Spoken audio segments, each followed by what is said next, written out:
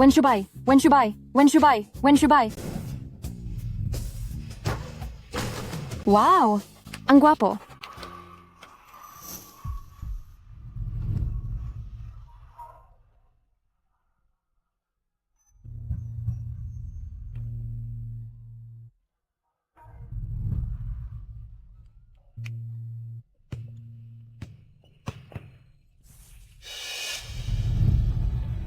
Yan he, ingat!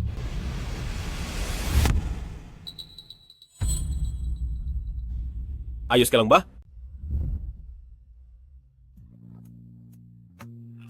Ayos lang ako. Salamat.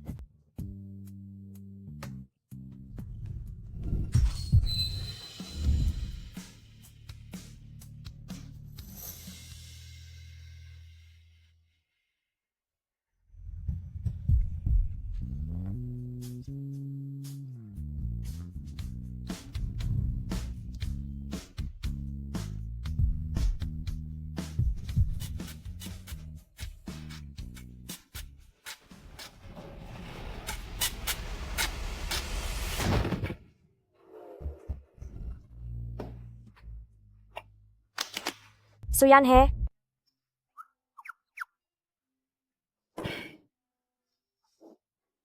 Walong taon na ang nakalipas.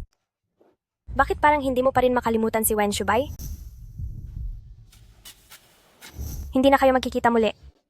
Dr. Su, ang pasyente sa Director Liu ay mabilis na bumababa ang presyon. Pero wala pa siya dahil sa business trip. Umaasa na lang kami sa iyo. Papunta na ako. Mabilis na bumababa ang presyon. Ang bilis ng tibok ng puso ay 130 na mamaga ang lalamunan dahil ito sa anaphylactic shock. Maghanda kayo ng epinephrine, bilis. Eto na.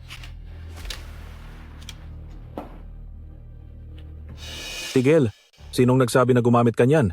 Dapat antihistamine ang gamitin kapag may allergy shock. Hindi kayang gamutin ng antihistamine ang paninikip ng hininga. Kailangan gumamit agad ng epinephrine para lumuwag ang daluyan ng dugo. Maganda ang ginawa mo.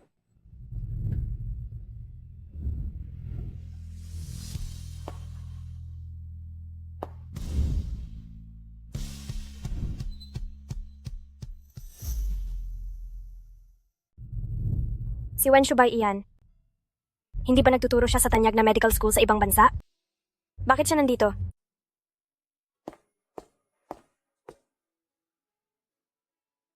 Parang siya ang bago nating guest professor dito sa ospital. Habang tinitignan ko siya, bakit parang pamilyar siya? Pagkatapos gumana ng epinephrine, kailangang suriin kung may kasamang allergic myocarditis. Pakiabot sa akin ang cardiac enzyme test kit.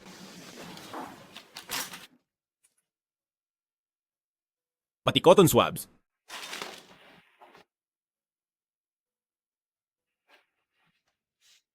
Bumaba ang heart rate sa 105. Umaakyat na ang blood pressure sa 70/60. Gising na ang pasyente.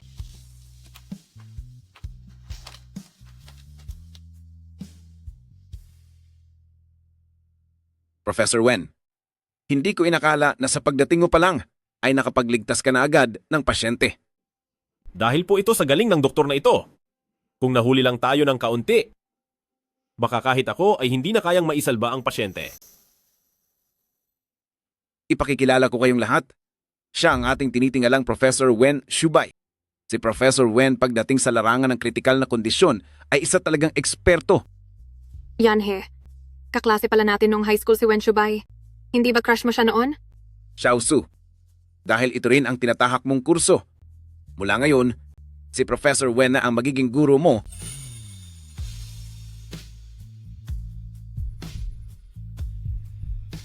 Kailangang mag-aral ka ng mabuti. Kumusta po, Teacher Wen? Dr. Su, huwag kang masyadong kabahan. Hindi ka naman estudyanteng kaharap ang headmaster. Nakakahiya na talaga ako. Dr. Su, umaasa ako sa pakikipagtulungan mo.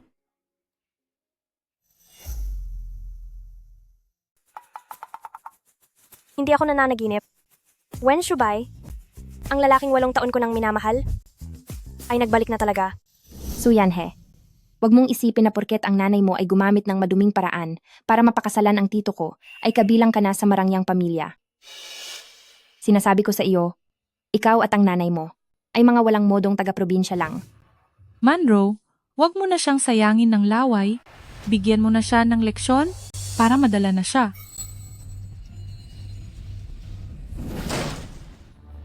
Talagang napakahuhusay nyo, ano?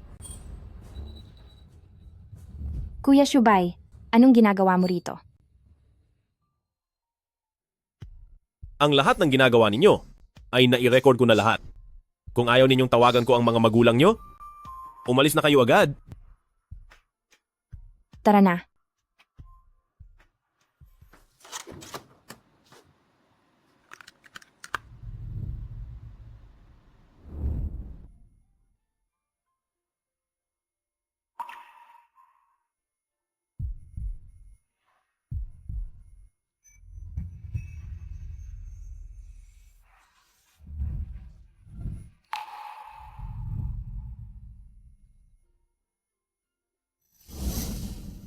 Teacher Wen, sa susunod sana ay, Pasensya na, sasagot lang ako ng tawag. Ma, sayang naman, hindi ko man lang nahawakan ang kamay niya. Bukas ng alas 9 ng umaga, pumunta ka sa restaurant para sa isang blind date. sige po, pupunta ako. Dr. Wen?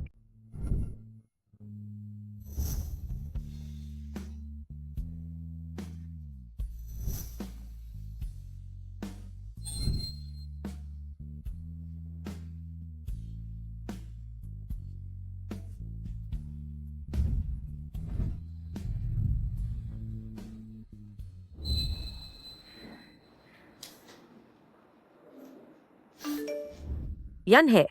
Bukas ng alas 9 ng umaga ang blind date mo. Huwag mong kakalimutan ha. Mag-ayos ka at magpaganda dahil ang lalaking iyon ay galing pa sa ibang bansa. Ma, alam ko na po. Bakit pa kailangang mag-ayos? Formalidad lang naman ito.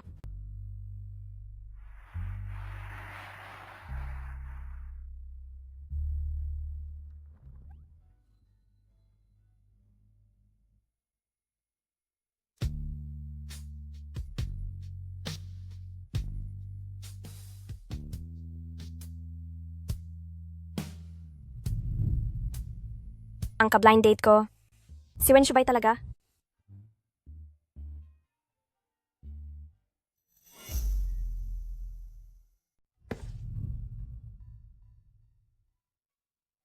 Dr. Su, anong coincidence? Ikaw pala ang ka-blind date ko. Su Yanhei. Opo. Kamusta po kayo, Teacher Wen? Ano po, Teacher Wen? Pupunta lang po muna ako sa washroom.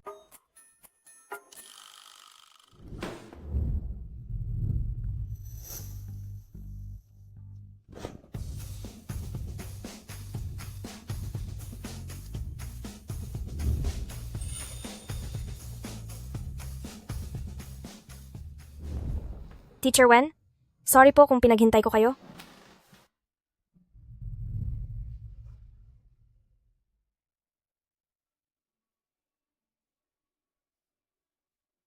Mukhang ang cute niya. Sa napakaikling oras ay nag-iba na ang itsura niya. Salamat po.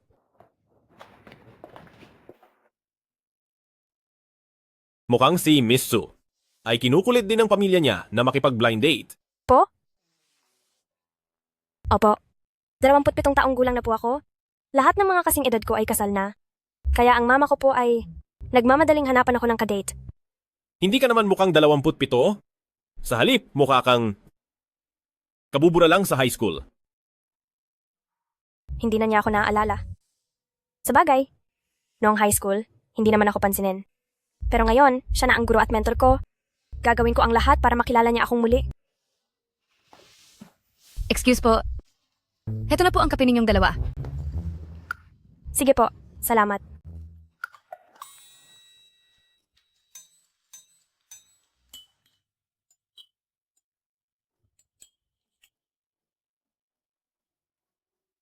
Bakit pati sa pag-inom ng kape, napakagwapo pa rin niya? Ano po, Teacher Wen? Ang totoo po niyan.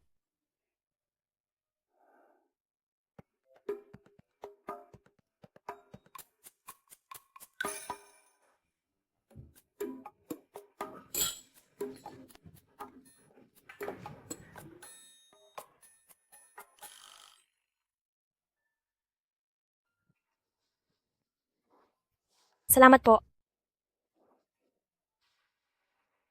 Kung may emergency po kayo, maaari namang... Mauna na kayo kung may gagawin pa kayo. Sakto, may appointment pa nga ako. May lakad kayo? May girlfriend na po ba kayo? Anong iniisip mo? Kung may girlfriend ako at nakipag-date pa ako? Hindi ba't nagmukha na akong masamang lalaki noon? Hindi naman po iyon ang ibig kong sabihin. Ang ibig ko lang pong sabihin... Ay sige po, mauna na kayo sa lakad nyo. Mukhang may pag-asa pa pala ako. Saan ka nakatira? Ihahatid na kita sa inyo? Wag na po, baka makaabala pa.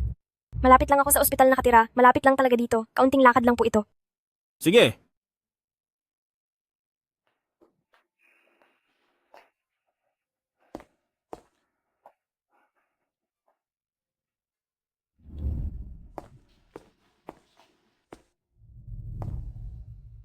Magpalitan tayo ng social media.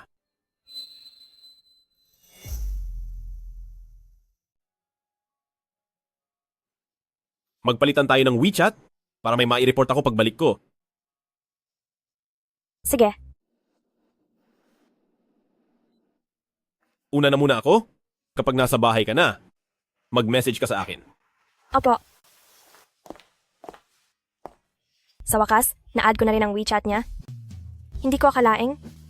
Ang taong matagal ko nang gusto, na matagal ko ring hindi nakita, sa muli naming pagkikita, bumibilis pa rin ang tibok ng puso ko.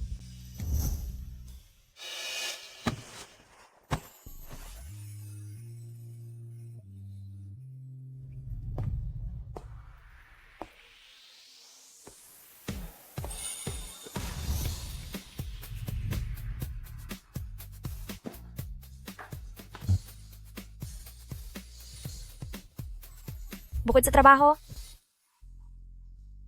magkakaroon pa kaya kami ng ibang koneksyon?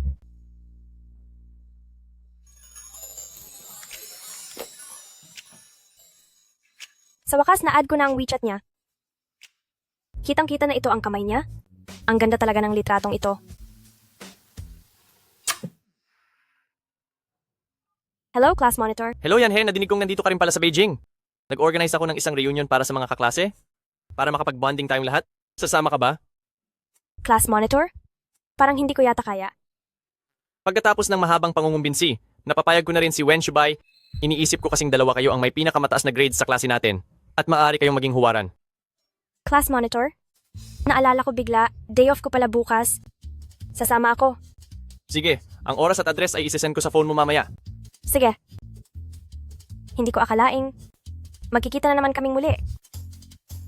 Service. Pabili ng isang Napoleon cake at dagdagan na rin ng isang basong iced cola.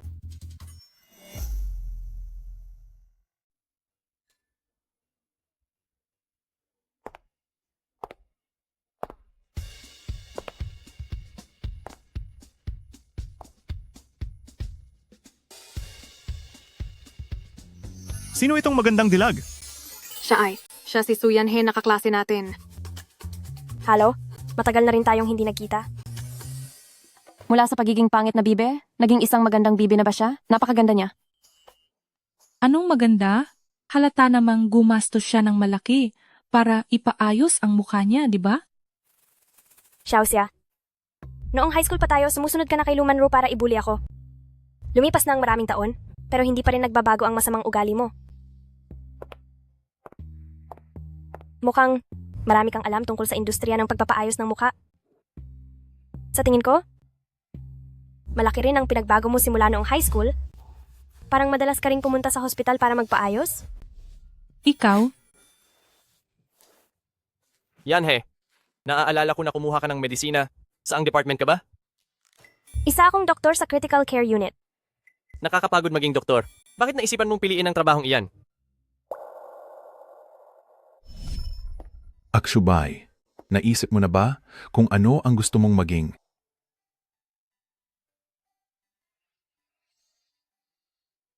Maging doktor. Doktor. Masyadong busy ang mga doktor kahit nga oras para makahanap ng girlfriend ay wala, baka tumanda kang mag-isa niyan. Kung ganoon, maghahanap na lang ako ng isang doktor para maging asawa.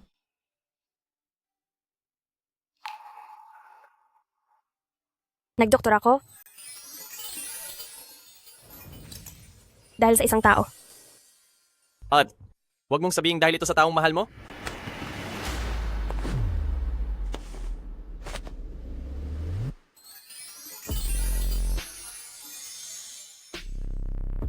Ayos ka lang ba?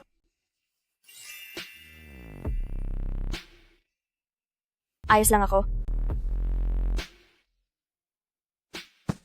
Hay, ikaw. Pasensya na ha? Kaklaseng siyaw siya? Hindi, okay lang. Siya pala yung kawawang bata na binubuli noon. Uy, Shubay, posible kayong dalawa ay nagkikita na ng palihim? Reunion natin ito ngayon, kaya sana lahat kayo ay huwag na muna kaming kulitin ng paulit-ulit.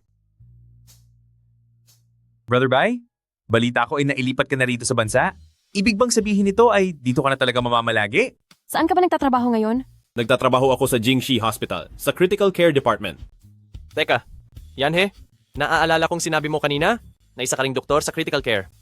Posible kaya na magkatrabaho kayo ni Wen Shubay? Siya ay isang espesyal na propesor sa ospital namin. Sa madaling salita, siya ang mentor ko at ako naman ay parang assistant lang niya. Anong masama sa pagiging assistant? Kung wala ang assistant ko, sa loob ng operating room, ano ang pinagkaiba ko sa isang pinunong walang kasama sa gitna ng digmaan? Oo, ang ibig sabihin ni Shubay ay si Su Yanhe, ang hindi niya maaaring mawala na katuwang sa buhay. Nagbibiro po kayo, monitor. Pangkaraniwan lang ang kakayahan ko, hindi ako ganun kaimportante. Sinong nagsabi? Napili ang panlasa ko. At kailanman ay hindi pa ako tumanggap ng estudyante. Ikaw lang ang tanging isa. Ngayon alam mo na kung gaano ka kaimportante sa akin. Bakit niya nasabi iyon? Aakalain ko tuloy na mahalaga pala ako sa kanya. Yanhe, kayo ba ni Professor Wen ay may ugnayan? Huwag kang gumagawa ng kwento.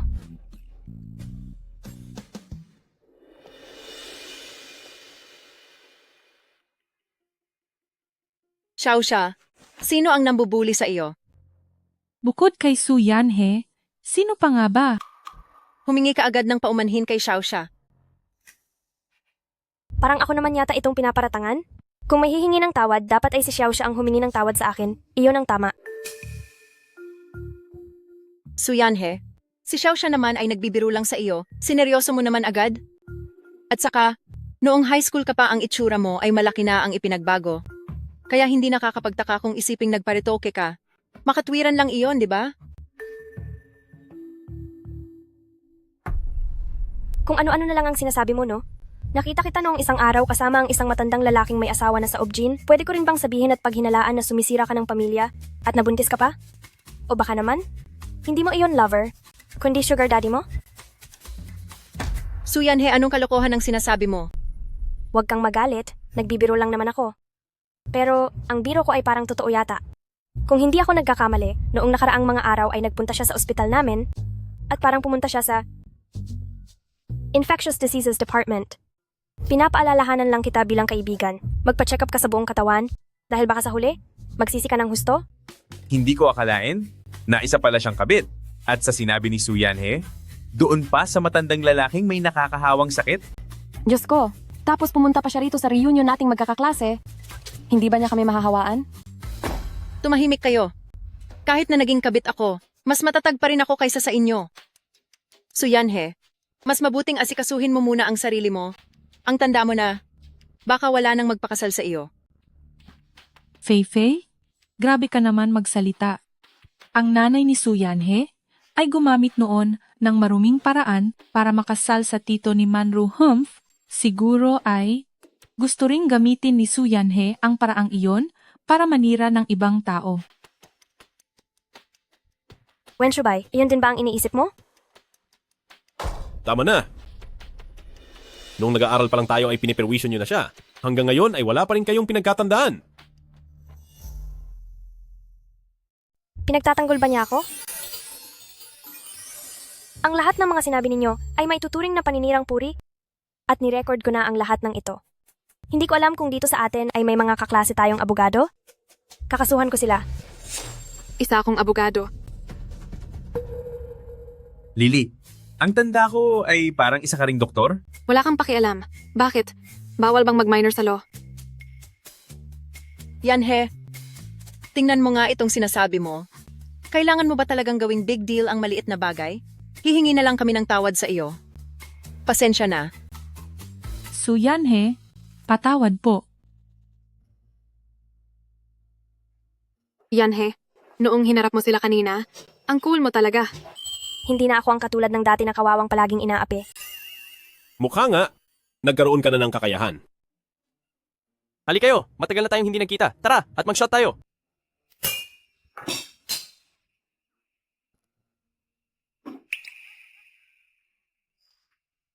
Yanhe, hindi ko na kayo iistorbohin. Dapat ay maging pino ka pa rin sa kilos mo. Bigla kong naalalang may kailangan pa pala akong gawin. Yanhe, umuwi ka na lang mag-isa.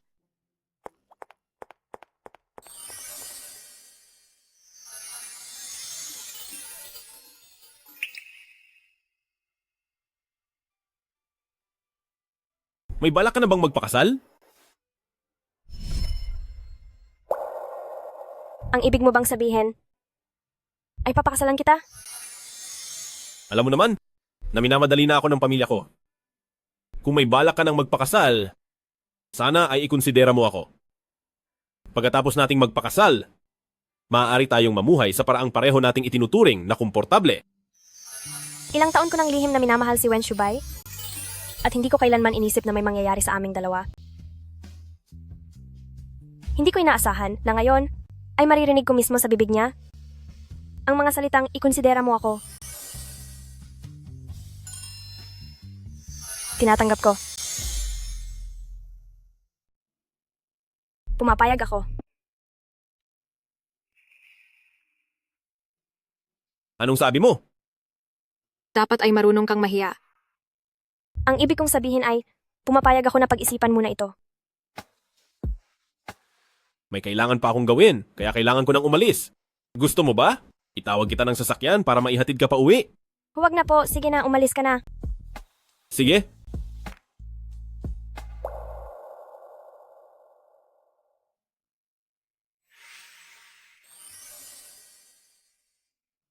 Hihintayin ko ang sagot mo.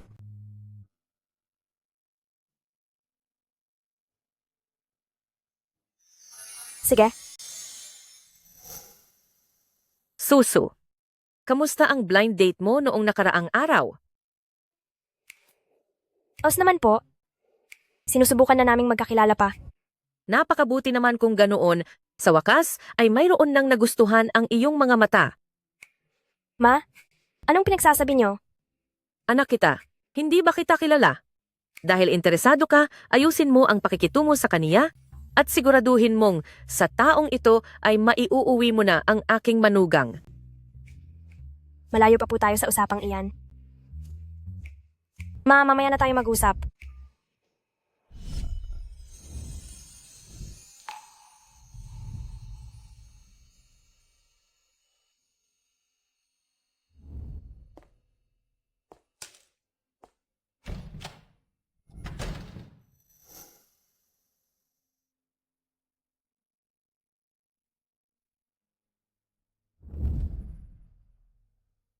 Siguro dapat akong maglakas loob.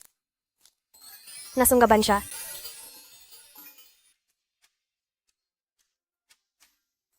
Heads up forceps. Suction machine. Mabilis ang reaksyon ng munting assistant. Pinuri na naman niya ako.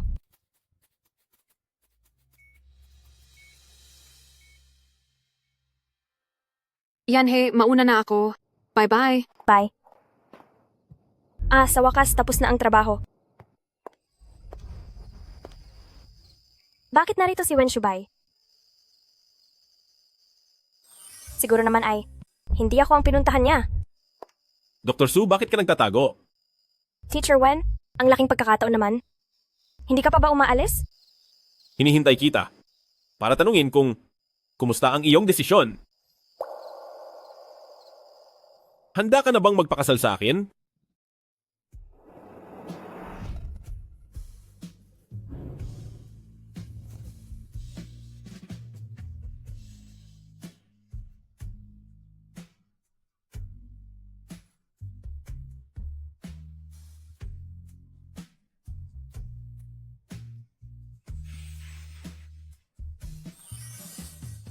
Si Wen Shubay nga. Sa totoo lang, gusto kita. Wen Shubay, nakapag-isip na ako. Handa na akong makasal sa iyo. Sa buhay ng isang tao, kailangan magkaroon ng sandali ng katapangan para abutin ang pangarap na abot kamay na. Kahit pa magising ako sa pangarap na ito balang araw, nagkaroon naman ako ng lakas ng loob. At naging akin din ito. Hindi ba?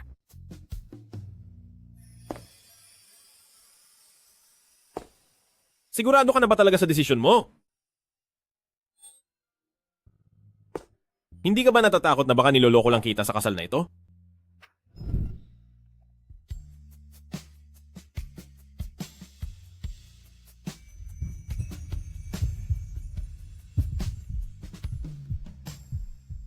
Pasensya na. Tinakot ba kita? Alam ko na hindi ka ganoong klaseng tao. Kilala mo talaga ako, ah? Tutal, pareho naman tayong minamadali ng pamilya nating makasal. At kilala na rin natin ang isa't isa. Kaya sa tingin ko, ayos lang din ito. Ituring mo na lang na pansarili kong hangarin ito. Ngayong pagkakataon, gusto ko sanang akin lang ang buwan. Sige ba? Kung ganoon, bukas na ba tayo kukuha ng marriage certificate? Bukas agad? Bakit parang ang bilis naman? Kung hindi, sa totoo lang ngayon na sana, pero sarado na ang tanggapan ngayon. Ano kaya kung gumamit ako ng koneksyon para mapabilis ang proseso? Bukas? Sa tingin ko, ang bukas ay tamang-tama lang. Sige.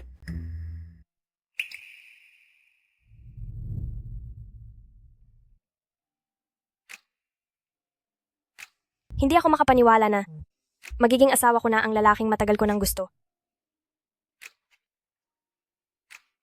Sandali.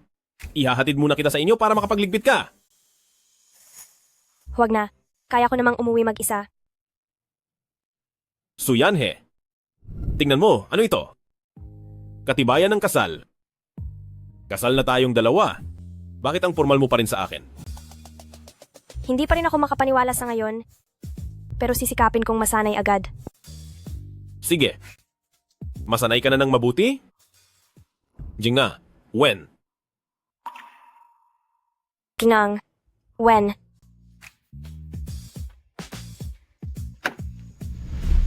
Sakay na. Ang buwan na dati ay pinagmamasdan ko lang mula sa malayo, ngayon ay kusa nang lumapit sa akin. Wen Shubay, sa mga susunod na araw, maasahan po ang iyong gabay.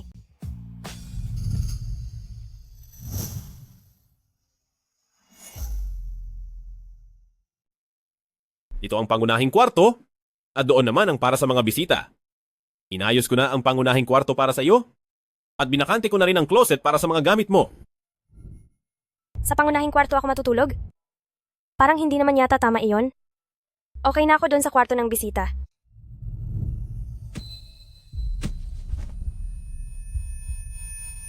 Sa kwarto ng bisita? Gene, when? Gusto mo ba talagang magkasama tayo sa iisang kwarto? Ano, ko? Hindi iyon ang ibig kong sabihin. Bakit ba ang bilis mong mapikon sa biro? Kapag nalaman ng iba na pinatulog kita sa kwarto ng bisita, tiyak na pagagalitan at papagalitan nila ako. Sige na. Huwag ka nang mag-alala at pumasok na. Bukas, ipapakilala kita sa mga kaibigan ko. Magpahinga ka na ng mabuti.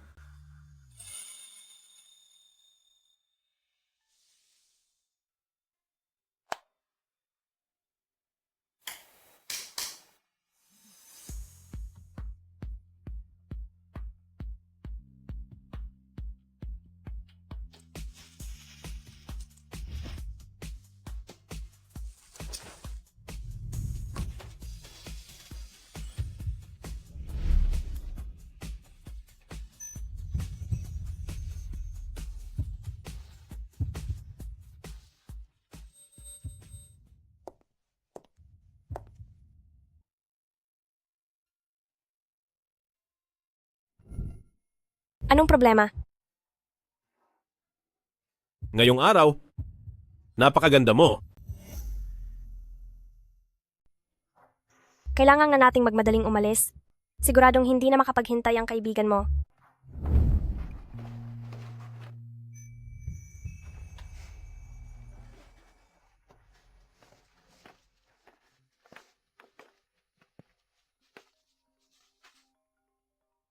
Yanhe, sasagot lang ako ng tawag. Mauna ka na sa loob. Sige po. Sina Su Yanhe at Wen Shubay. Kailan pa sila naging ganito kalapit sa isa't isa? Nagagawa pa nilang mag-date ng palihim. Su Yanhe. Lu Manro? Anong ginagawa mo rito? Nabalitaan ko mula kay Xiaoxia na ikaw at si Shubay ay nagtatrabaho sa iisang ospital. Diretsuhin mo na ako? Ano ang kailangan mo sa akin? Gusto kong magbitiw ka sa trabaho at lumayo ka kay Wen Shubay. Kung saan ako magtatrabaho at sino ang pakikisamahan ko? Wala kang pakialam doon. Ganon ba? Siguradong ang mga kasama mo sa ospital ay walang kamalay-malay na ang nanay mo ay gumamit ng masasamang paraan para lang iluwal ka, di ba? Lu Manro, hanggang kailan mo ba lolokohin ang sarili mo? Noong mga panahong iyon, ang tatay ko ay naaksidente sa probinsya. Ang nanay ko ang nagligtas sa kanya. Nagibigan sila at nagpakasal nang may pahintulot ni Lolo. Sa loob ng maraming taon ay puro paninira lang ang ginawa mo? Akala mo ba ay mahina ako? Su Yanhe, maniwala ka man o sa hindi, sa isang salita ko lang, masisante ka na sa ospital na iyan.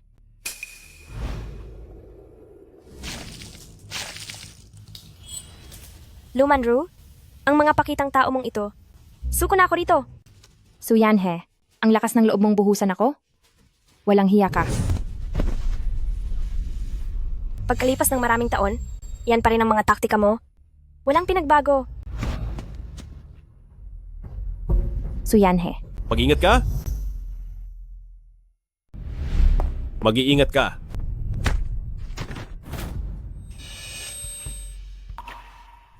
Shubay, ayos ka lang ba? Shubay, hindi ko naman sinasadya. Nagkataon lang na nakasalubong ko si Yanhe at gusto ko lang makipagkumustahan sa kanya pero hindi ko akalain. Nabigla na lang niya akong bubuhusan ng tubig. Tingnan mo. Wen Shubay, tiyak na maniniwala ka kay Lu Manro, di ba? Noong nasa high school pa silang dalawa, masyado na silang malapit hanggang sa napagkakamalan na ng lahat na sila nangang dalawa. Habang ako naman ay nasa isang tabi lang. Isang hindi napapansing tao na tinitingala lang sila. Ayos lang ba ang kamay mo? Ayos lang po ako. Ang kamay ko. Sino ang nagtatanong sa'yo? Lu Manro. Kung gagamitin mo lang ang mga kamay mo para manakit ng iba, mabuti pang parusahan ka na lang ng matindi. Yanhe.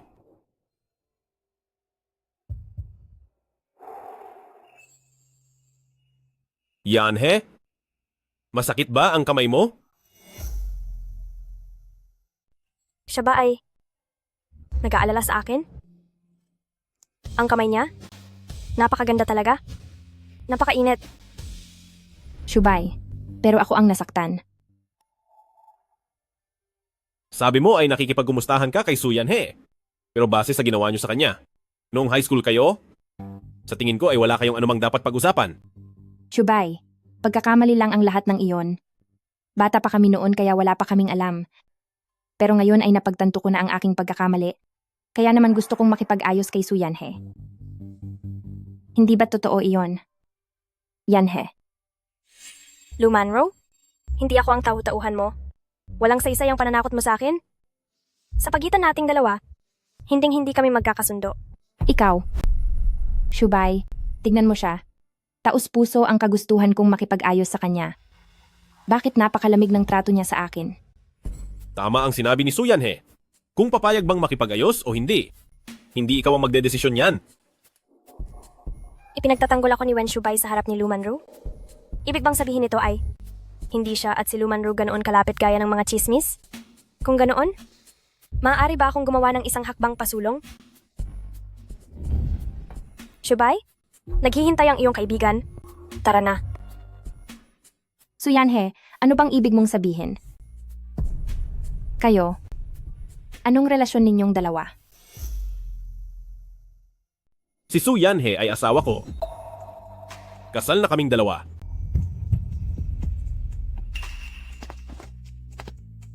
Paano mangyayari iyon?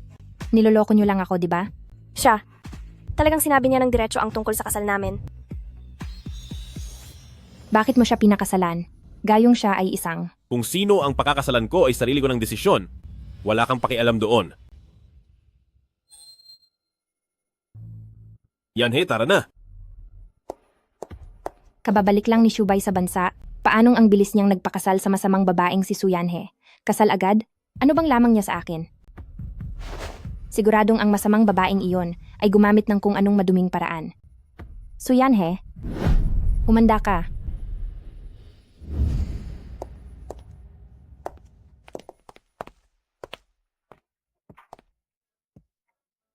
Ito ang pangalawang pagkakataon na kusa niyang hinawakan ng kamay ko. Salamat sa pagtatanggol sa akin sa harap ni Lumanro. Hindi ba nito maapektuhan ang relasyon ninyong dalawa? Wala kaming relasyon ni Lumanro. Dati, magkaibigan ng nanay ko at nanay niya, kaya madalas siyang lumalapit sa akin, pero ang turing ko lang sa kanya ay isang ordinaryong kaklase. Huwag kang mag-isip ng kung ano. Ito ba? Ang pagpapaliwanag niya sa akin ng relasyon nila ni Lumanro? Naiintindihan ko, salamat. Sa pagpiling pumanig sa akin. Responsibilidad ko po iyon? Total, asawa naman kita. Sa pagitan ng asawa at kaklase, kung sino ang dapat piliin, alam ko naman ang sagot. Bakit parang nasasanay na agad siya sa pagiging asawa? O baka naman, totoong may pagtingin na rin. Siya para sa akin?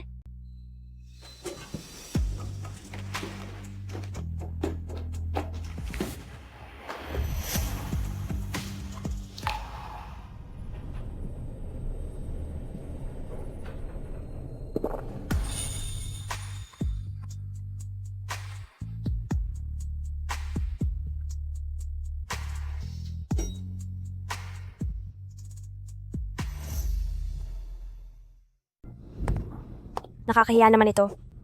Hindi naman siguro isipin ni Wen Shubay na sinadya ko siyang halikan, di ba? Anong iniisip mo? Lalim yata ng iniisip mo. Hindi. Wala lang ito. Ito na. Ang liwanag na matagal ko nang hinahangad. Laging matatag. At malumanay. Anumang oras, hindi ko mapigil ang gustong mapalapit. Huwag ka nang tulala diyan. Tara na.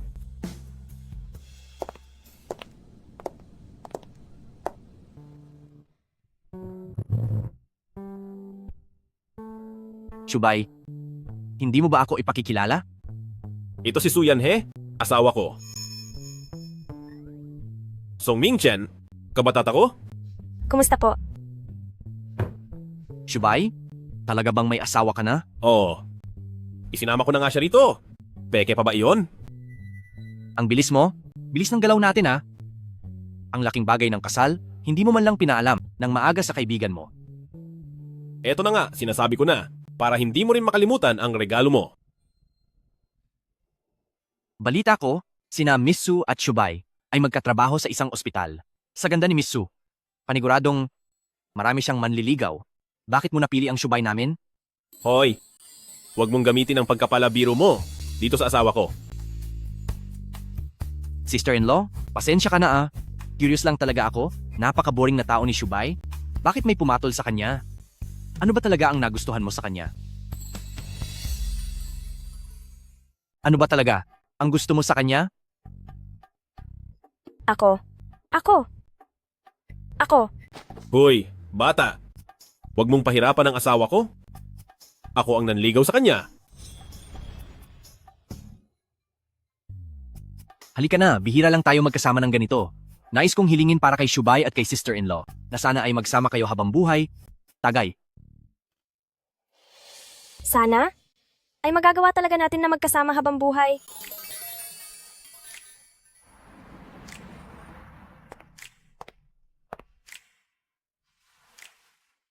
Gusto ko pang uminom ng isa pang baso. Love? Oras na para matulog.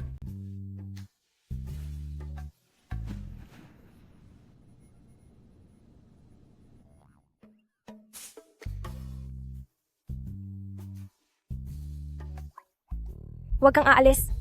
Kapag hindi ka umalis, ay sasabihan kita ng isang lihim. Sige. Hindi ako aalis? Anong lihim ba ang sasabihin mo sa akin? Sa totoo lang, gusto kita. Gusto kita. Gustong gusto kita. Gustong gusto ko talaga. Ang hitsura mo kapag naka-white gown ka, yung tipong mysterious. At ang dating ng uniform mo,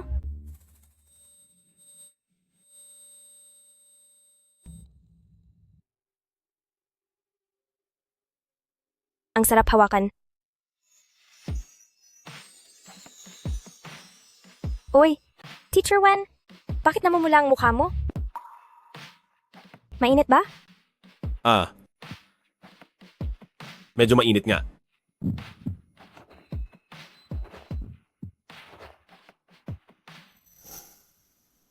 O sige, papaypayan kita.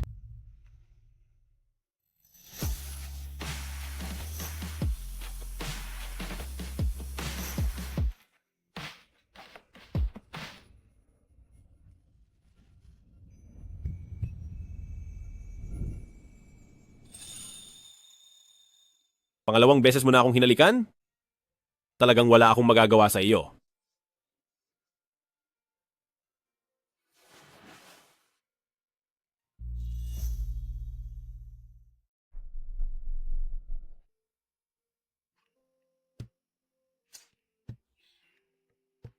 Ang sakit ng ulo ko.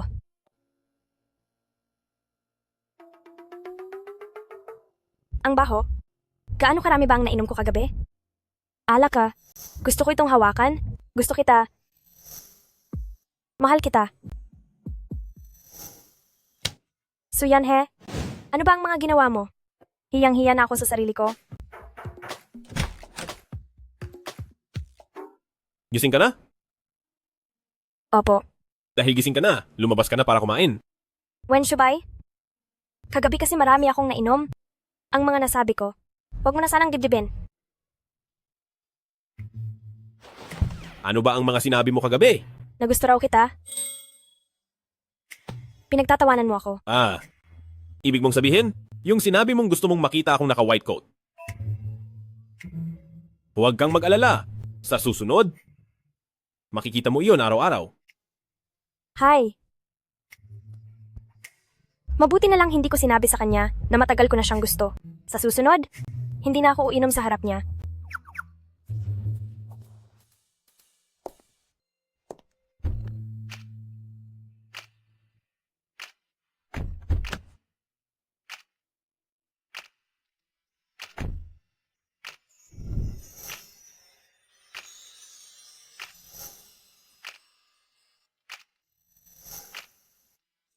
Anong gagawin mo?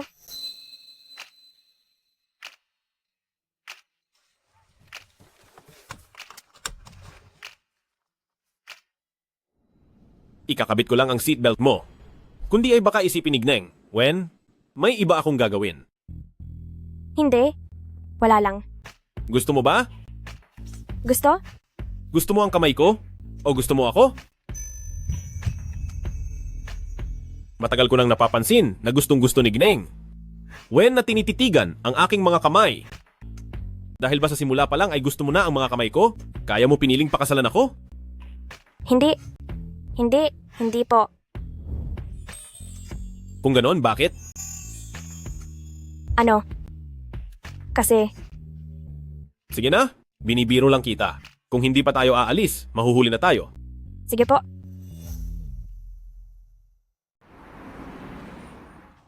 Napagod ako ngayong araw. Ang hirap.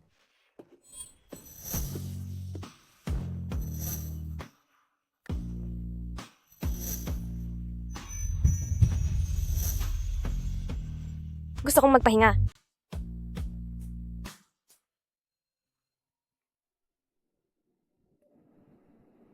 Sige, parating na ako.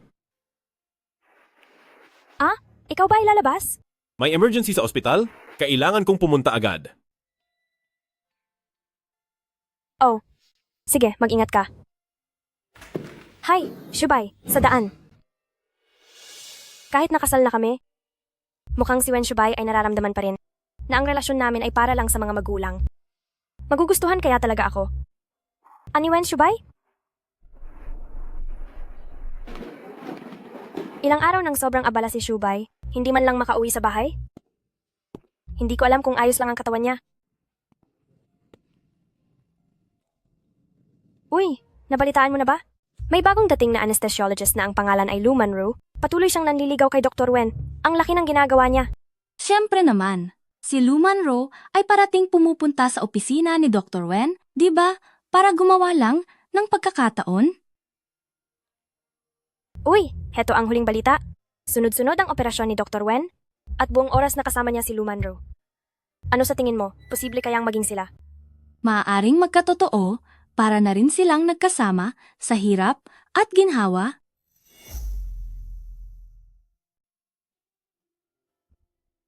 Pumunta muna tayo sa mga kwarto.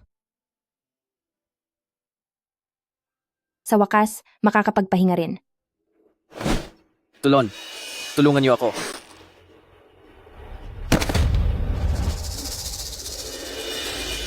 Huwag po kayong mag-alala, sir. Tatawag na po kami ng doktor ngayon din. Bilis, tawagin niyo si Dr. Wen para pumunta rito. Kuya Shubay, may isang pasyenteng nasusuka ng marami. Napakakatakot. Bilisan mo at tignan mo siya. Dr. Karen, maging profesional ka. Nasaan ang pasyente? Dali, dalhin mo ako sa kanya.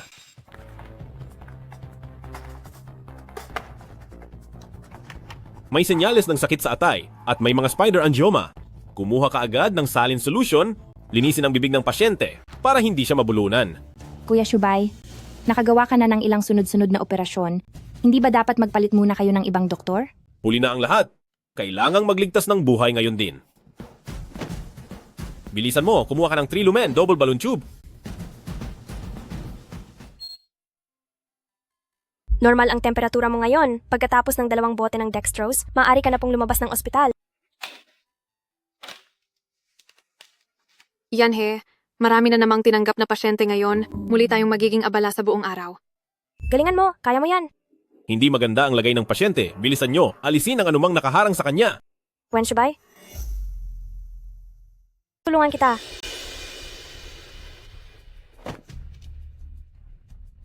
Kunin mo ang aspirator. Sige.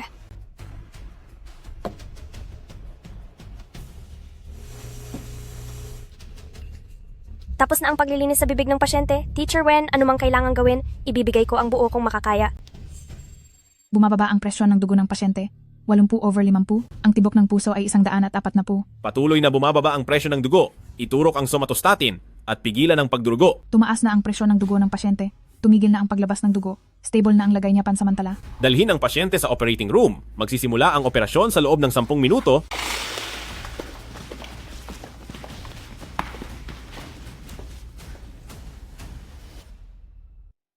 Hindi nga mali na ikaw ang itinalagang medikal na propesor ng ospital. Ilang araw ka mang nag-oopera, steady pa rin ang mga kamay mo. Maging ako na pinakamagaling sa ospital na ito, ay hinding-hindi makakapantay sa iyo. Masyado niyo po akong pinupuri, Dr. Wang. Yung doktor na kasama mong nagtrabaho kanina ay magaling din, kalmado at profesional. Maganda na at magaling pa. Kung pwede lang siyang ilipat sa surgery department namin. Kapag kaharap ko si Su Yanhe, palagi na lang siyang namumula.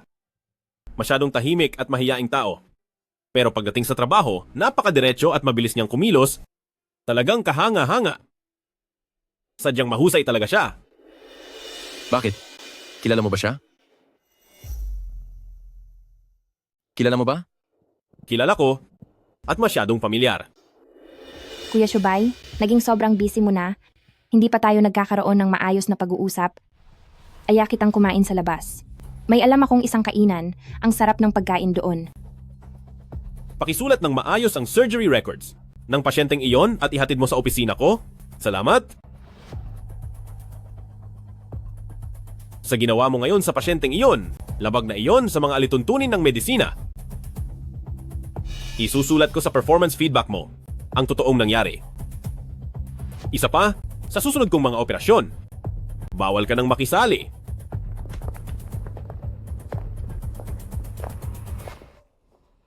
Manru? Ngayon, hindi ba kayo kakain ni Dr. Wen ng magkasama? May gagawin pa ako ngayong araw, kaya hindi na muna kami magkikita ni Shubay. Sa ibang araw na lang, ako makikipag-dinner kay Shubay, kasama ang mama niya. Yung doktor na tumulong kay Shubay, ano nga bang pangalan niya? Suyanhe, hindi ba? Mukhang mahusay siya. Bakit? Interesado ka ba kay Suyanhe? Kilala mo ba siya? Ipakilala mo naman ako. Sa ibang araw, ipakikilala kita sa kanya.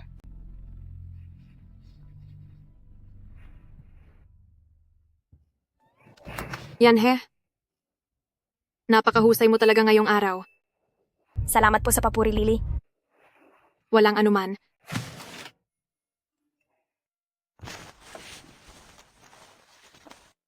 Hintayin kita sa may labas ng ospital.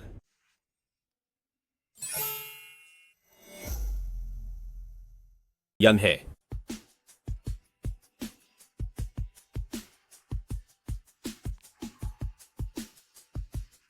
Dahil sa iyo, nasa maayos na kalagayan na ang pasyente. Mabuti naman kung ganoon. Kanina sa silid ng ospital, napakaganda ng iyong ipinakita. Bilang guro mo, ako ay sobrang humahanga. Dahil po iyon sa mahusay na pagtuturo ni Teacher Wen. Siya nga pala, may iba ka pa bang gagawin pagkatapos nito?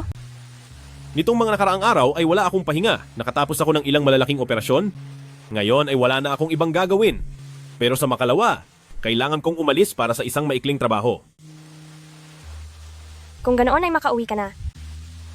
Ihahatid muna kita sa loob.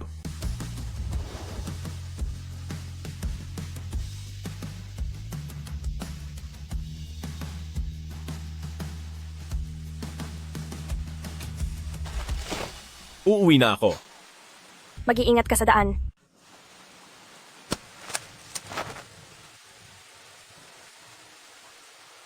Ang lihim na paghanga ay isang kalamidad para sa isang tao. Ang bawat salita at kilos niya ay nagagawa sa aking puso na magkaroon ng malaking tsunami.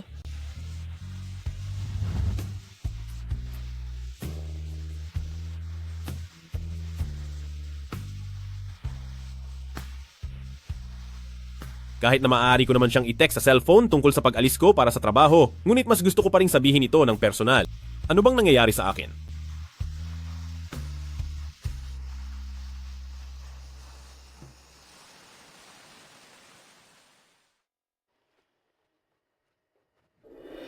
Suyanhe. Ano na naman ang kailangan mo? May doktor sa departamento ng anesthesia ang gustong makipagkilala sa iyo at pinakiusapan niya akong maging tulay para itanong ang iyong opinyon. Wala akong balak na makipagkilala kahit kanino at wala rin tayong dapat pag-usapan. Paalam. Hindi mo ba talaga iniisip na pinakasalan ka ni Shubay dahil sa mahal ka niya? Ginawa lang niya iyon para mapagbigyan ang kanyang pamilya at magdidiborsyo rin kayo balang araw. Habang may doktor pang gustong kumuha sa iyo, huwag ka nang maging maarte. Baliktad ang sinasabi mo? Sa totoo lang, tingin ko ay ang pagpapakasal sa kanya ang makakabawas sa aking mga problema. Ikaw? Saan nanggagaling ang kumpiyansa mo? Wala ka nang pakialam doon. Ang mga bagay sa pagitan naming mag-asawa ay hindi dapat pakialaman ng ibang tao. Ako ang pinakamalapit na tao kay Shubay. Hintayin mo na lang ang pakikipaghiwalay niya sa iyo. Ang mapakasalan si Wen Shubay ay hindi ko kailanman pinagsisihan. Kahit na sa huli ay maghiwalay man kami, wala itong problema sa akin. Kahit paano, kami ni Wen Shubay ay mayroong magagandang alaala.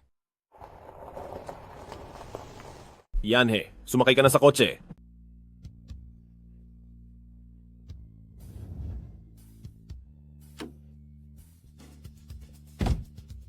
Gagawa ako ng paraan para maghiwalay na sina Kuya Shubay at Suyanhe. Bakit mo ako sinundo ngayong araw? Wala lang namang ginagawa sa bahay. Iyon pala, dahil lang ba sa ganoon? Salamat, Teacher Wen. Ganyan ka ba talaga palagi kagalang sa akin? Hindi? Ano? Ang ibig kong sabihin, hindi mo na kailangang mahiya sa akin. Mag-asawa tayo? Hindi ba?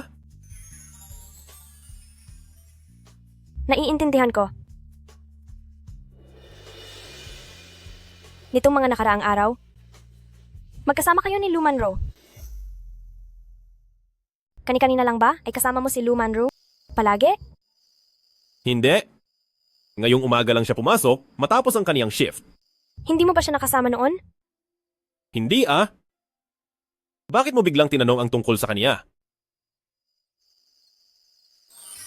Kasi ngayong araw, ay pumunta siya sa akin para magmayabang. Magmayabang? Oo. Marami siyang sinabi sa akin ng mga bagay na walang katuturan. Ano ang mga sinabi niya? Kung sasabihin ko ba, Wen Shubay, maniniwala ka ba sa akin? Maging tapat ka lang sa akin. Ang sabi niya, gusto niya akong ipakilala sa isang doktor mula sa parehong departamento nila. Huwag mo na siyang pansinin. At sa susunod na may magdagdag sa iyo sa WeChat, balewalain mo lang. Ako na ang bahalang humarap. Sige.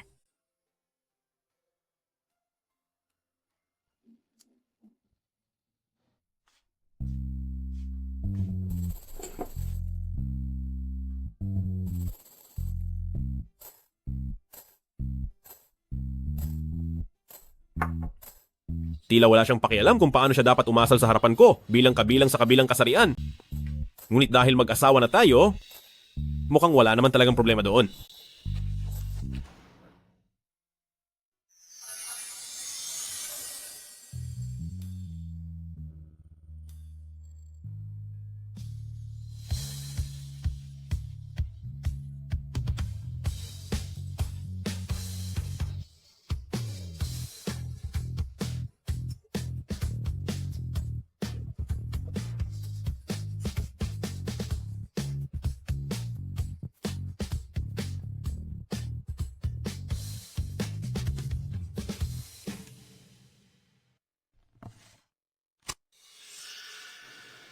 Napakahusay ng ipinakita mong galing sa loob ng kwarto ng pasyente kanina.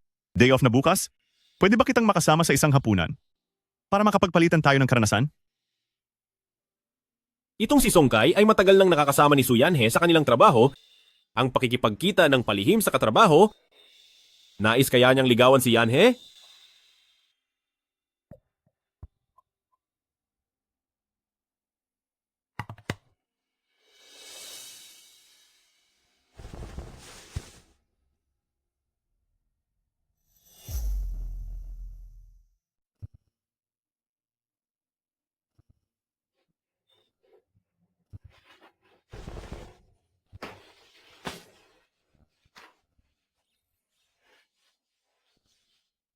Kagabi, hindi ba sa sala ako nakatulog? Paano ako nakabalik sa kwarto? Siguradong si Wen Shubay ang nagbuhat sa akin pabalik.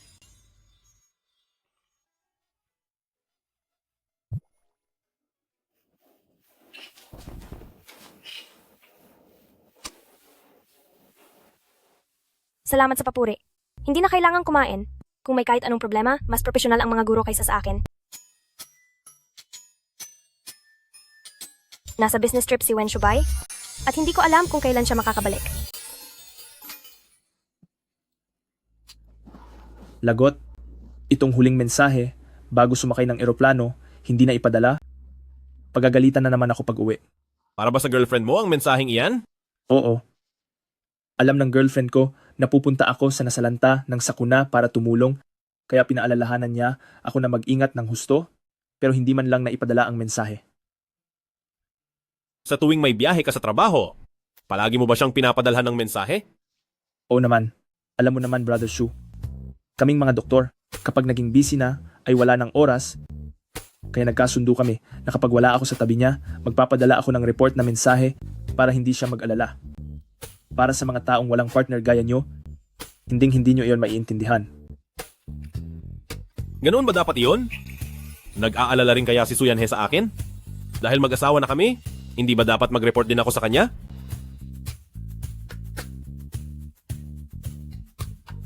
Nakarating na ako. Mamaya ay tutuloy na ako sa site.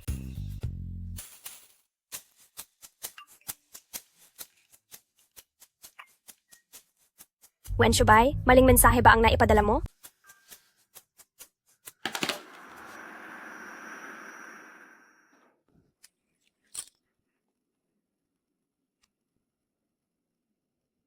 Bakit hanggang ngayon hindi ka pa rin sumasagot sa mensahe ko?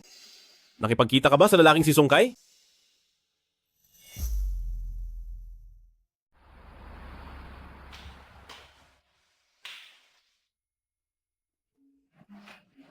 Hindi ba at may out-of-town trip ka? Bakit ang bilis mong bumalik? Bakit hindi mo sinagot ang mensahe ko kahapon? Kahapon? Nag-message ka ba sa akin? Oh, ang ibig mong sabihin ba ay yung tungkol sa pagpunta mo sa location? Ano pa nga ba? Oh, akala ko kasi ay wrong sent iyon, kaya hindi ko na sinagot.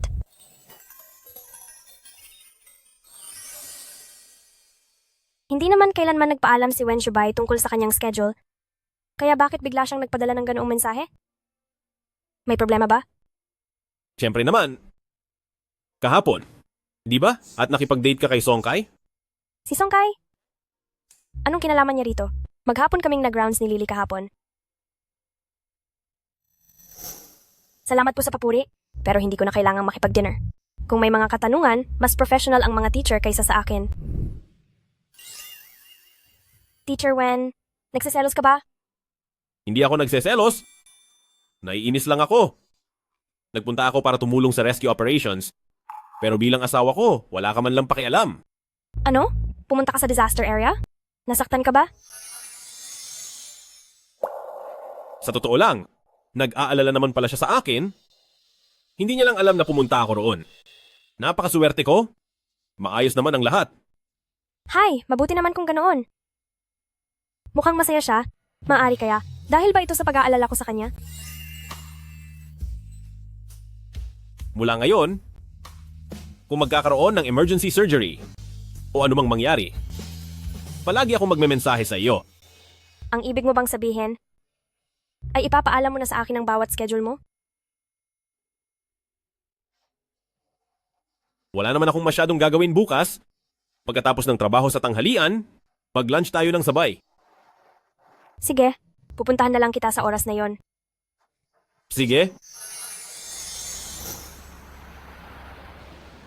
Tapos na ang shift ko, pupunta na ako riyan sa iyo. Kuya Shubay. Matagal na kitang gusto.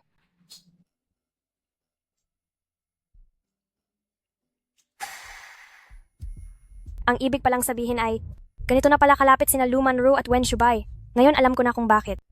Kampante siyang, sasabihing maghihiwalay din kami. Ni Wen Shubay.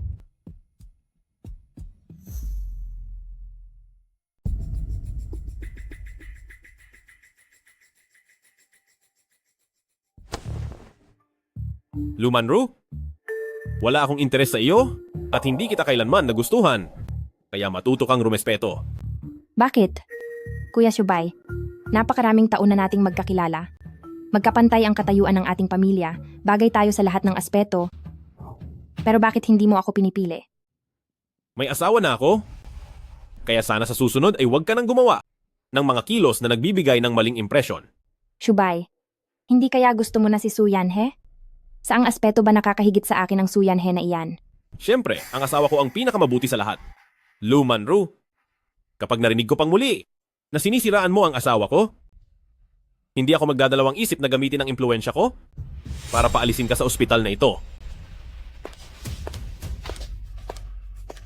Si Wen Shubay, na laging marunong maghiwalay ng trabaho at personal na buhay, ay handang dahil kay Suyanhe na gumamit ng impluensya. Suyanhe, hindi ko hahayaang magtagumpay ka.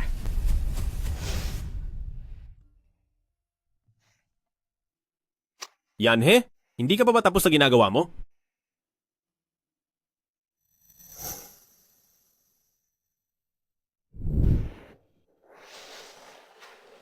Pasensya na, hindi pa ako tapos dito. Mauna ka na kumain.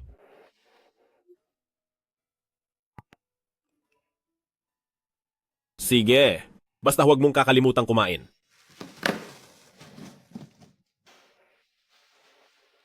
Sa wakas ay may appointment na para kumain kasama ang crush ko. Suyanhe, oh Suyanhe, bakit wala kang lakas ng loob na pumunta? Pero, sina Wen Shubay at Luman Ru ay masyadong malapit sa isa't isa. Kung pupunta ako, hindi ba para lang akong nagpunta roon para mapahiya? Yanhe, Bakit nandito ka pa? Hindi ka ba kakain? Kanselado na? Kung ganoon ay sumama ka na lang sa akin, isasama kita sa bar para maglibang. Sakto, gagawa muna ako ng ibang bagay para malibang ang isip ko. Tara.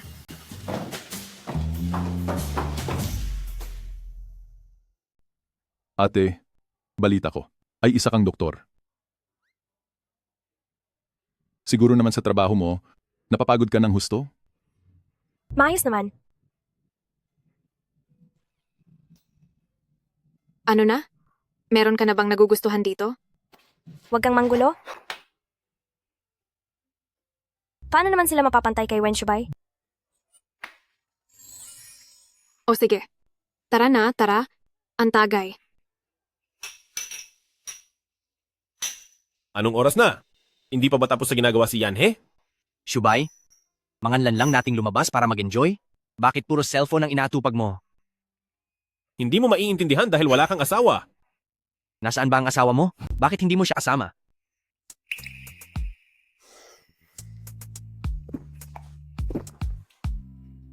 Busy siya sa mga bagay-bagay.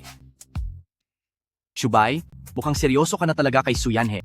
Sa ngayon, mukha kang nag-iisa sa bahay na malungkot na lalaki. Umalis ka nga riyan. Tingnan mo ang sarili mo.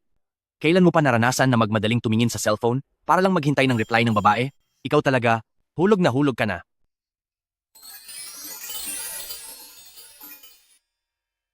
Yanhe, tapos ka na ba sa ginagawa mo? Lumabas lang kami ni Song Mingchen. Kumain ka na ba ng hapunan? Anong gusto mong kainin? Pasalubungan kita pa uwi. Teacher Wen, pasensya na kung naghintay ka ng matagal.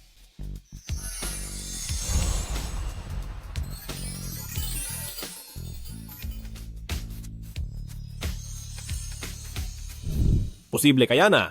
Ito na ba ang tinatawag na pag-ibig? Shubay, hindi ba asawa mo yon?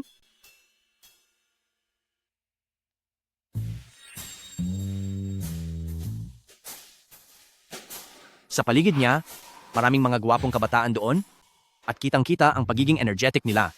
Shubay, ang asawa mo, ayaw na sa'yo. Manahimik ka na lang, walang mag-aakalang pipi ka. Dapat ko bang sagutin ito?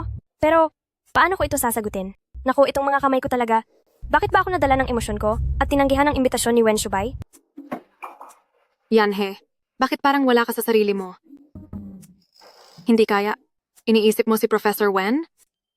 Haay, hindi ba obvious na siya ang iniisip ko? Huwag mo na siyang isipin.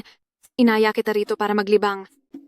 Tingnan mo, itong lalaking ito ay kanina pa sinusubukang makuha ang loob mo. Ano sa tingin mo? Wala akong interes. Pupunta lang akong banyo, maghintay ka lang dito. Sige po.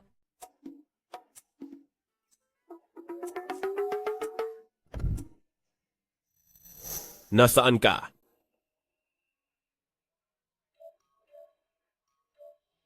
Nasa bahay po ako at nagbababad ng paa. Nagbababad ng paa? O baka nakikipag-flirt sa ibang lalaki? Masarap ba ang alak? Seryoso ba sa iyo ang batang iyan? Ayaw mo bang makipag-inuman sa asawa mo? Masarap ba ang alak? Masigla ba ang mga bata riyan? Bakit hindi ka makipag-inuman sa asawa mo?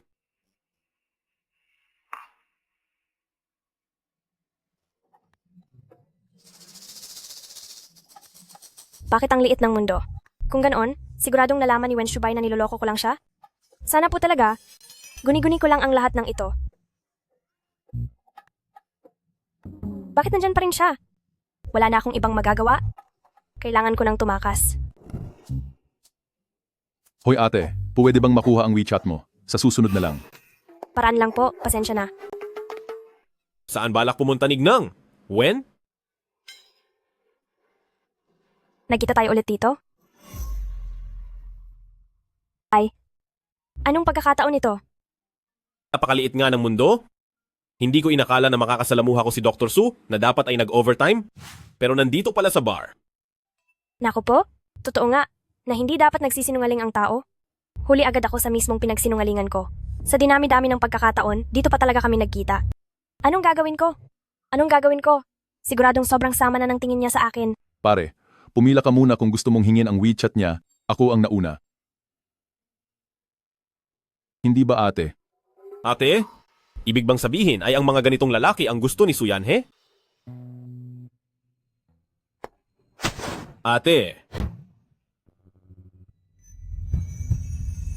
sabihin mo sa kanya? Sino ba talaga ang nauna? Si Wen Shubay? Nagsaselos pa siya? Siya. Siya po ang nauna. Teka, hindi. Asawa ko? Uwi na tayo.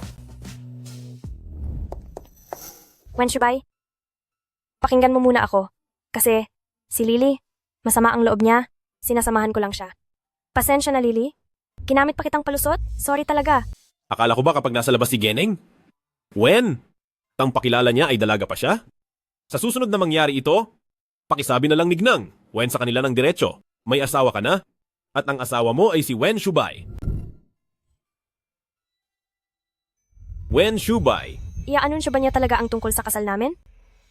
Pero kaninang umaga lang kasama pa niya si Luman Ro na parang may malalim na relasyon, tapos bigla, nasasabi na niya ang mga ganitong bagay sa akin? Narinig mo ba ako? Opo, narinig ko.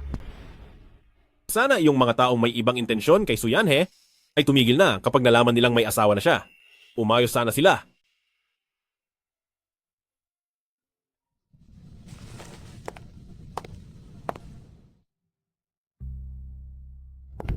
Hindi mahanap ng driver ang lokasyon natin, pupuntahan ko muna siya. Maghintay ka lang dito, huwag kang babalik doon para makipagkita sa ibang lalaki. Naintindihan mo ba? Sige po. Yanhe, Anong ginagawa mo rito? Yanhe, Anong ginagawa mo rito? sabi ko na nga ba, ikaw iyan, kamusta? Busy ka ba? Sabihin mo na ang gusto mong sabihin. Ganyan ka na ba makipag-usap sa akin? Sa totoo lang, ako pa rin ang iyong panganay na tita. Tama? Ang nakatatandang tita na nagpalaya sa amin ni Mama sa bahay, ano po ang kailangan nyo?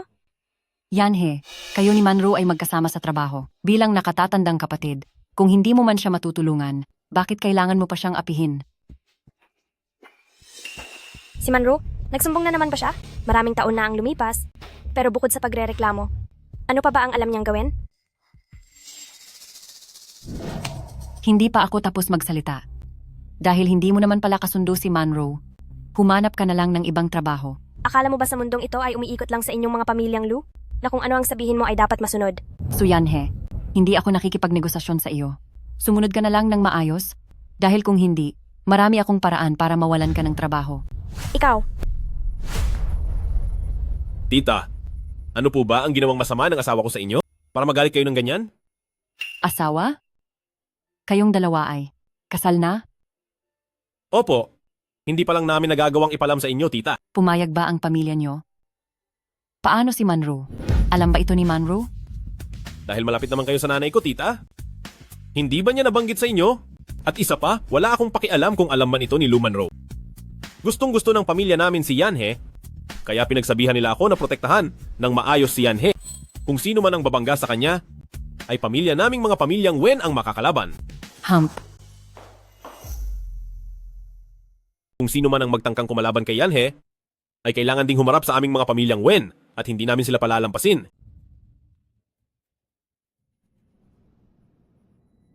Yanhe, nandito lang ako.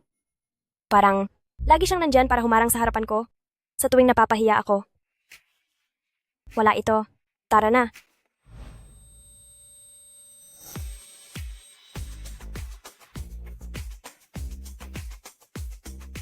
Kahit na si Dr. Su ngayon ay naging isang matapang at mahusay na matanda na. Bilang asawa ni Dr. Su, umaasa pa rin ako na sa bawat problemang haharapin mo, ako ang unang taong maiisip mo. Gusto kong manatili sa tabi ni Dr. Su. Ayos lang ba? Pwede ba talaga? Sabi niya, proprotektahan niya ako. Sabi niya, wala siyang kinalaman kay Luman Ro.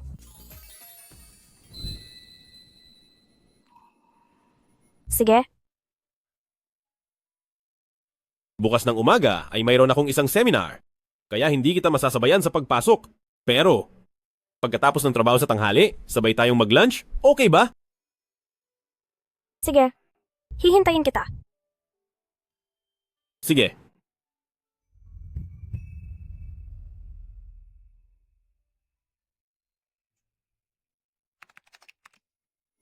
Yanhe, masyado kang hindi patas kahapon.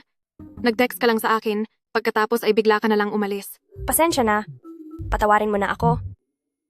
Ililibre na lang kita ng pagkain sa ibang araw. Sige, asahan ko iyan ha. Ganitong oras na pala? Dapat ay tapos na ang trabaho ni Wen Shubay. Mamaya kaya, ano kayang masarap kainin? Bakit kailangang lahat ay sumunod sa sinasabi ni Wen Shubay? Nararamdaman kong ang teorya ko ay walang anumang problema. Bakit may karapatan siyang tanggihan ito? Hindi ba ito? Ang mga doktor na kasama sa seminar? Anong nangyari? Huwag ka na ngang masyadong maingay. Ano ba magagawa natin kung mas magaling siya? Anong mas magaling? Higit 10 taon na ako sa ospital na ito. Kung anong alam ni Wen Shubay, alam ko rin. Nag-aral lang naman siya sa ibang bansa ng ilang taon. Tapos minaliit na niya tayong lahat? Nagturo si Dr. Wen sa pinakasikat na medical school sa abroad at hiniling mismo ng ospital na ito na bumalik siya. At sa pananatili niya rito, alam ng lahat kung gaano siya kahusay. Director Liu, iniisip niyo po ba talaga na mas magaling kayo kay Dr. Wen? Ano bang pakialam mo? Naiintindihan mo ba ang pinag-uusapan namin? Hindi ko nga alam kung ano ang pinag-uusapan niyo. Pero pagdating sa usapang akademiko, ang bawat isa na narito ay may karapatang magsalita. Kung may problema man sa mga sinabi ni Dr. Wen, dapat po ninyong sabihin ito ng harapan, hindi yung naninira kayo ng ibang tao patalikod. Anong alam mong maliit na doktor ka? Ang tingin ko sa'yo, isa ka lang ignorante na nadala rin sa hitsura ni Wen Shubay. Sana nga lang talaga ay, ang mukhang ito ang nakakaakit sa kanya. May narinig na akong ganito? Na kapag ang isang tao ay sobrang nakahihigit sa iba sa kahit anong paraan, may mga taong pilit siya na ibinababa gamit ang kanyang hitsura. Sobrang napapansin ni Director Liu ang hitsura ni Dr. Wen. Siguro ay dahil wala po kayo nito? Haha. Yanhe, ilibis na kita rito. Hindi ko akalain na marunong din palang manginis si Yanhe. So Yanhe, hindi ka pa head surgeon, di ba? Gusto mo bang maniwala na? Mapipigilan kitang makapasok kailanman sa operating room. Grabe naman kung magpakita ng kapangyarihan si Director Liu.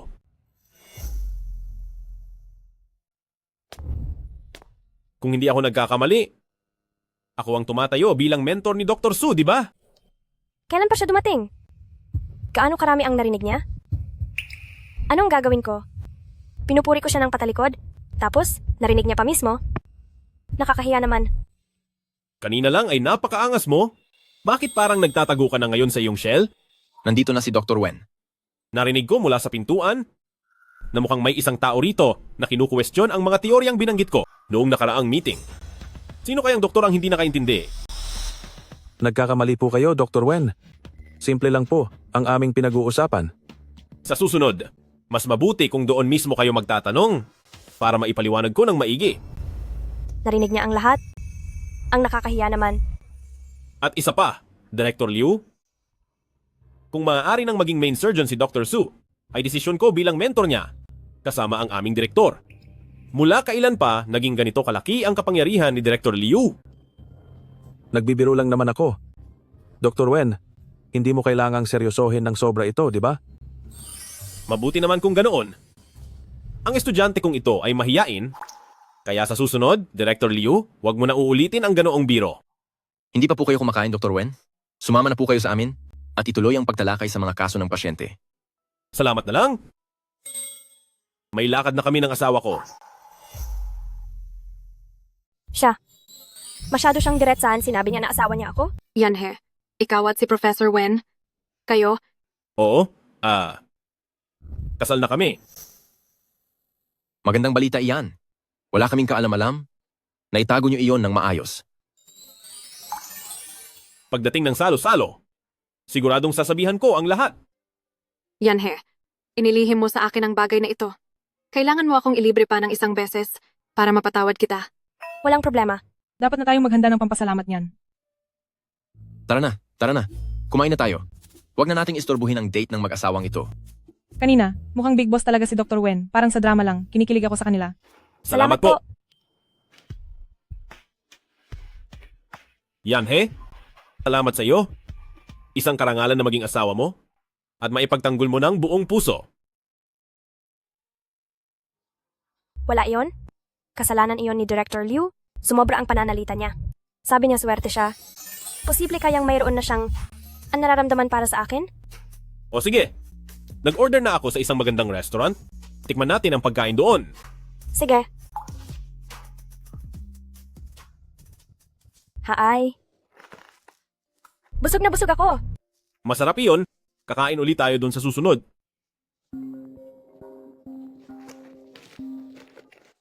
Hello, Ma. Anong nangyari? Maayos ba ang pagsasama ninyo ni Shubay? May plano ba kayo sa bakasyon bukas? Maayos naman. Bukas.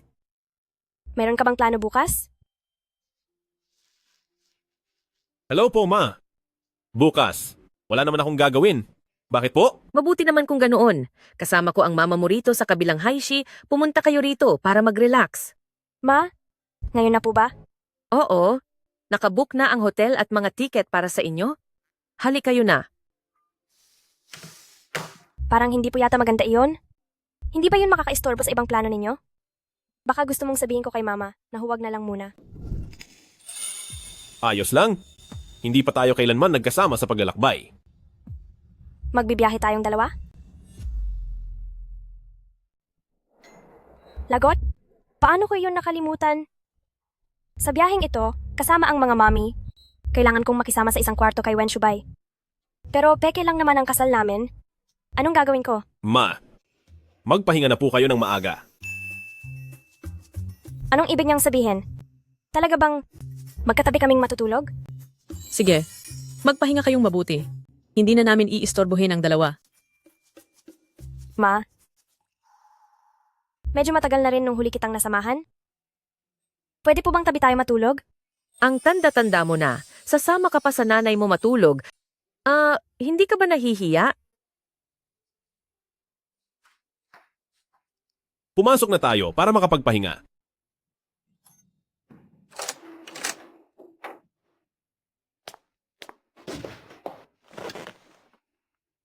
Hay, kung alam ko lang sana, sinabi ko na may ibang gagawin ako.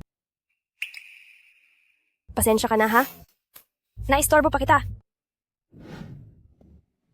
Bakit naman ako maistorbo? Kasi, wala naman tayong totoong nararamdaman sa isa't isa. O baka, kumuha na lang ako ng isa pang kwarto sa ibaba?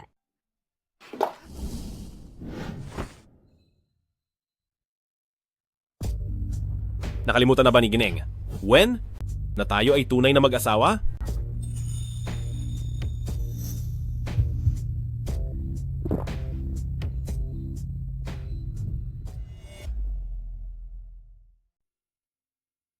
Hindi pwede. Hindi pa ako sigurado kung ano nga ba ang totoong nararamdaman ni Wen Shubay para sa akin. Hindi ko pwedeng hayaang lumipas ang lahat ng walang kalinawan.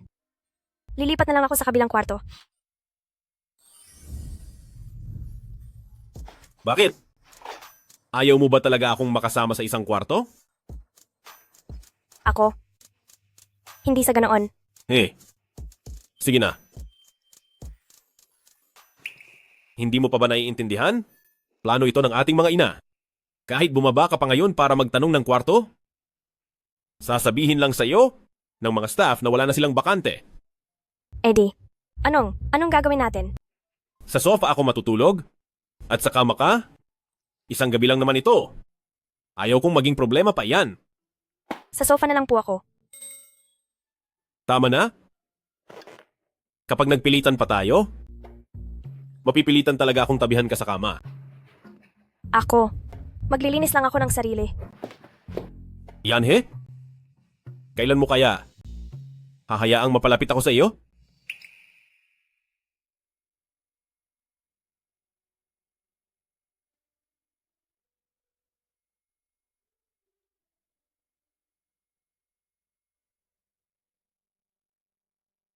Yanhe, magpa-picture naman tayo. Mag-asawa tayo? Pero bukod sa picture natin sa marriage license, wala na tayong ibang litrato ng magkasama. Parang hindi normal iyon. May punto ka. Inassume ko na naman na may iba itong kahulugan. Halika rito.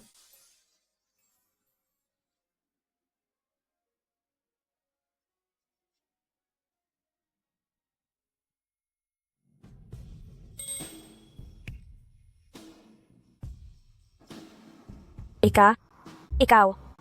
Bakit? Nagulat ka ba? Yanhe? Mag-asawa tayo? At isa pa, hindi naman bato ang puso ko. Ano kaya ang ibig sabihin ng mga sinabi ni Wen Shubay? Posible kayang kumahal na niya ako? Yanhe, handa ka bang? Subukan kasama ko ang maging tunay na mag-asawa. Opo, payag ako. So Yanhe, bakit masyado kang mabilis pumayag?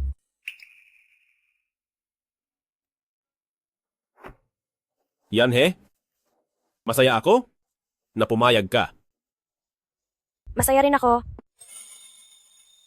na mahal mo ako.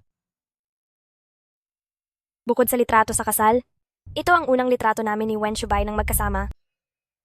O, mukhang ang saya ng iba diyan kasama ang kanyang asawa. Totoo naman.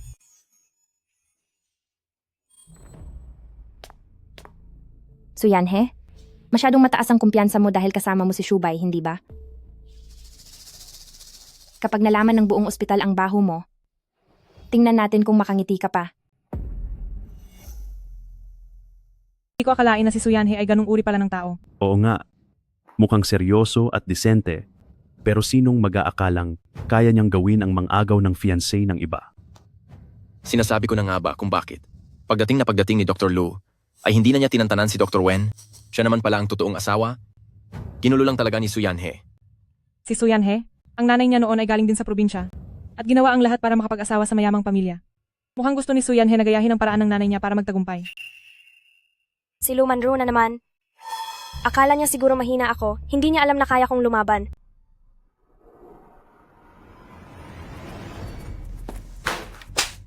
So Yanhe, anong ikinagagalit mo? Luman Ru, alam mo kung anong ginawa mo, at malinaw yan sa isipan mo. So Yanhe, wala naman akong maling sinabi. Alam mo naman ang relasyon namin ni Shubay, pero tinukso mo pa rin siya?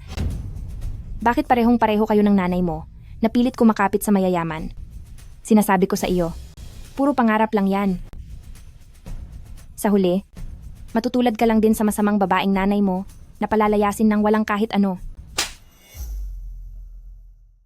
So Yanhe, sobrang lupit mo na. Luman Ru, kung hindi ka patitigil sa pananalita mo, hindi lang isang sampal lang matatamo mo. So Yanhe, lulumpuhin kita. Lu Manro? Pwede bang malaman kung anong kinalaman ko sa iyo? Kuya Shubay, talaga bang hindi mo na maalala? Noong nasa high school tayo, ako lang ang tanging babae sa tabi mo. Hindi ako naniniwalang wala kang kahit katiting na nararamdaman para sa akin. Lu Manro, huwag mo nang lokohin ang sarili mo. Hindi ba't noong high school pa lang ay ginawa mo na ang lahat para lang walang ibang babaeng makalapit sa akin? Ang lahat ng mga galaw mo? Alam na alam ko ang mga iyan. Asawa ko si Yanhe. Alinman sa humingi ka ng paumanhin sa kanya o lisanin ng ospital na ito, ikaw ang mamili.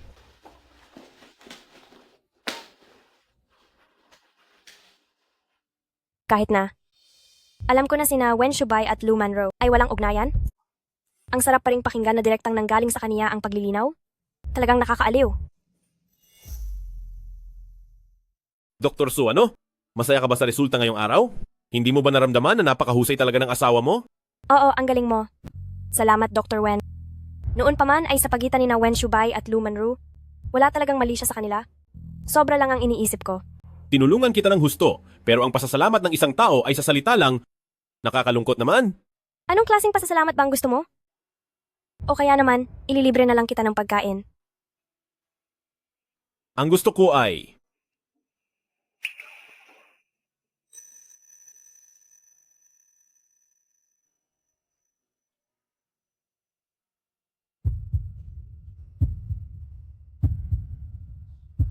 Wala akong nakita, wala akong nakitang kahit ano.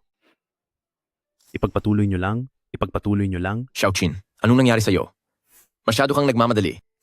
Narito rin pala si Dr. Wen. Ano bang ginagawa niyo? Alam naman ng lahat na sina Dr. Wen at Dr. Su ay kamakailan lang nagpakasal na napakalambing sa isa't isa. Hindi ba normal lang yun? Tama na yan. Nagsasalita ka na parang ang dami mong alam. Single ka rin naman katulad ko. Mahiyain ang asawa ko? Madali siyang mailang, kaya mag-ingat kayo sa mga sinasabi nyo. Mahal, tara na. Sige po, mahal ko. Tara. Mahal, tara na tayo umuwi. Sige po, mahal ko. Ang ginawa ni Dr. Wen ngayong araw ay talaga namang nakakamangha. Yan he, mayroon kang asawang ganoon, napakaswerte mo. Tama ka. Sa pagkakaroon ng asawa na handang manindigan para sa akin at marunong umiwas sa ibang babae, masasabi kong napakasaya ko. Yan he, siguraduhin mong hindi mawawala sa iyo ang puso ni Dr. Wen. Huwag kang papayag na maagaw siya ng ibang babae. Huwag kang mag-alala, gagawin ko.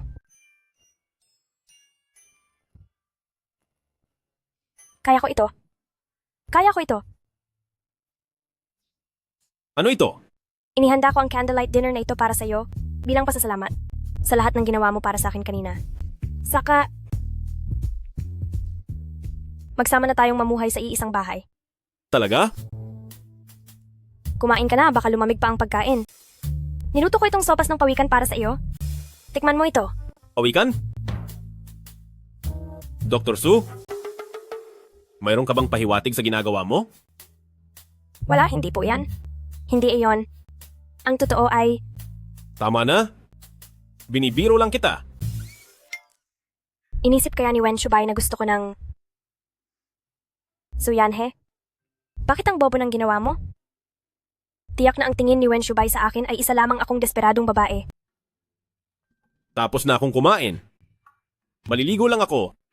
Hintayin mo ako sa kwarto.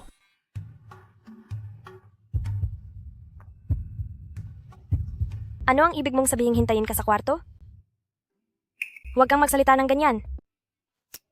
Suyanhe, magpakalma ka. Hindi pwede. Ang bilis ng tibok ng puso ko.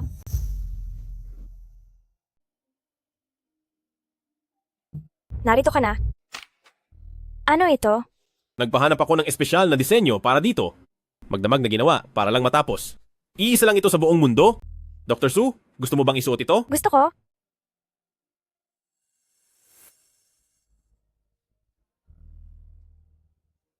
Nagustuhan ko ito ng sobra.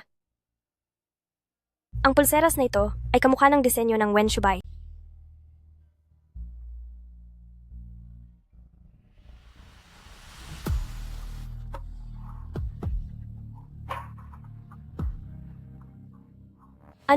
Anong gagawin mo? Kung anong gusto kong gawin, hindi ba matagal mo na itong alam? Yung sabaw ng pawikan na iyon. Wala akong ginagawa.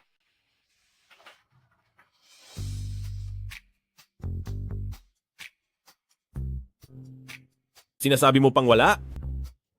Kayong nakapikit na ang mga mata mo. Ikaw talaga? Sige na. Huwag kang mag-alala. Hanggang sa hindi ka pa handa, wala akong gagawing masama sa iyo. Gabi na, matulog ka na ng maaga.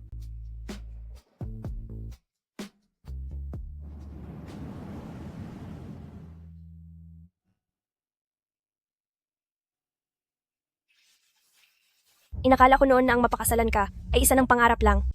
Hindi ko akalain na magigising ako araw-araw sa piling ng taong mahal ko.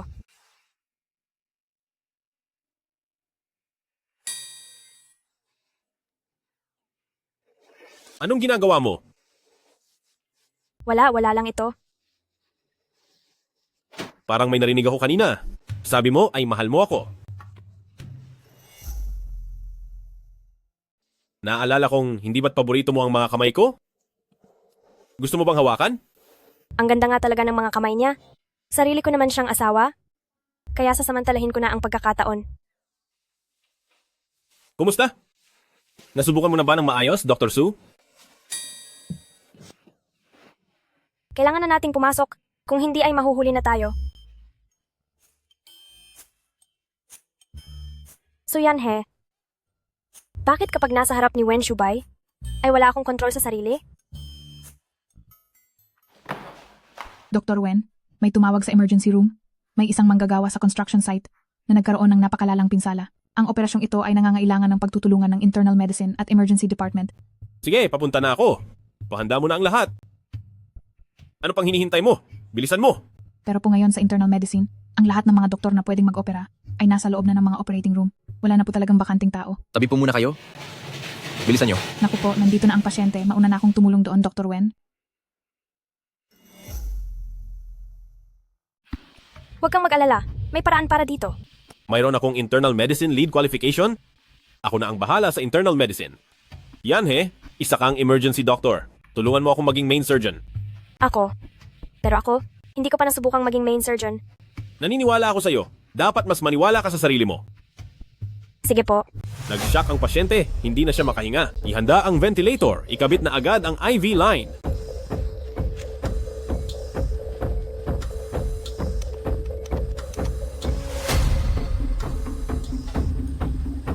Bumalik na sa normal ang heart rate, tagumpay tayo.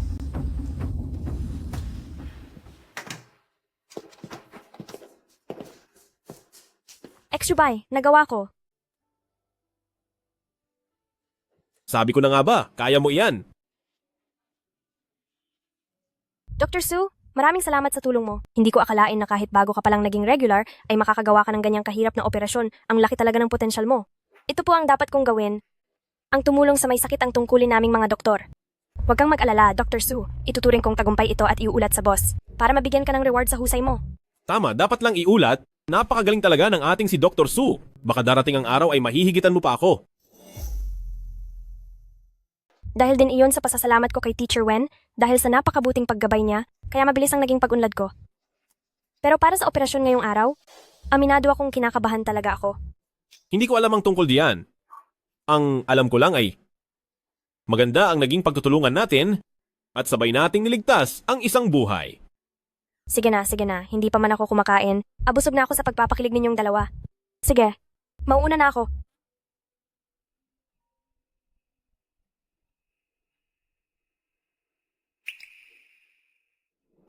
Pasensya na po, Yanhe. Sinabi ko na sanang sasamahan ko si Mama na kumain ng tanghalian pero may bigla ang abiso ang departamento na kailangan kong mag-training ng mga bago. Ayos lang iyon, gawin mo na ang trabaho mo. Aalis na ako? Sige. Xiao He, kapag masaya ka sa buhay mo, masaya na rin si Mama para sa iyo. Ma, kaming dalawa, magiging napakasaya namin. Bakit si Shubay hindi mo kasamang pumunta rito ngayon? Kailangan niya pong mag-training ng mga baguhan kaya hindi siya makapunta. Pinapasabi niya rin po na pasensya na. Iniimbitahan din niya kayo sa bahay para magkasama-sama tayo balang araw. Sige, hihintayin ko iyan.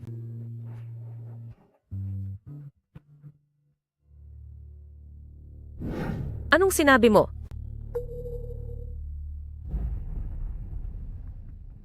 Xiaohe? Ang lolo mo, inatake na naman siya. Nasa ospital siya ngayon at mukhang malubha na ang lagay niya. Xiaohe, kahit na ang mga miyembro ng pamilya Lu ay hindi mabubuting tao, pero mahal na mahal ka ng lolo mo.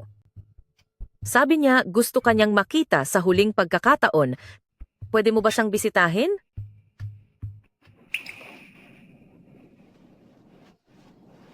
Naging mabuti po sa akin si Lolo. Kaya pumunta na tayo doon ngayon din.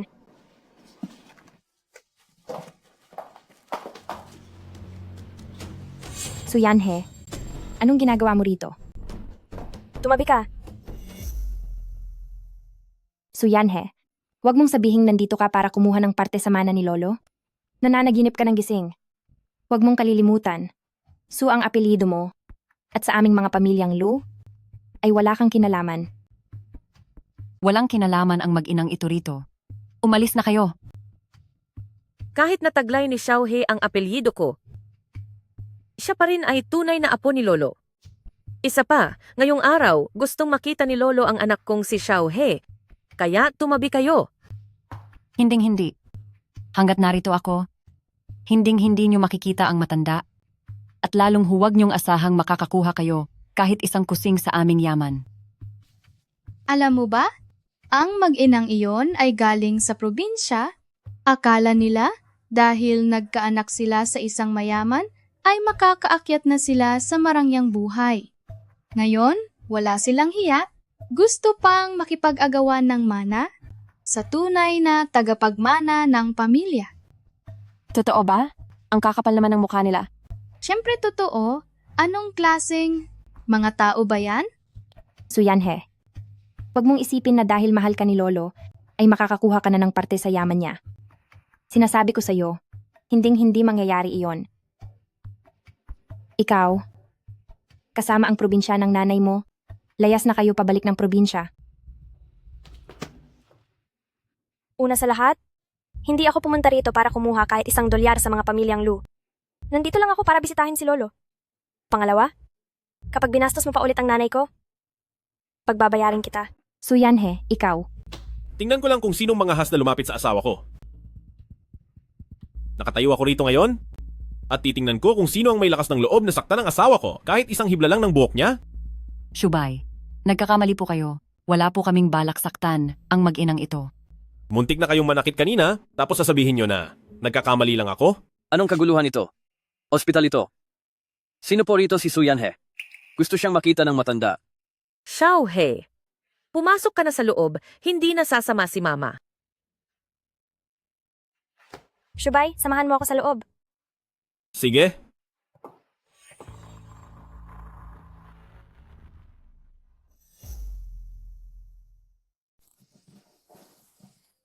Lolo, Yanhe, nandito po ako.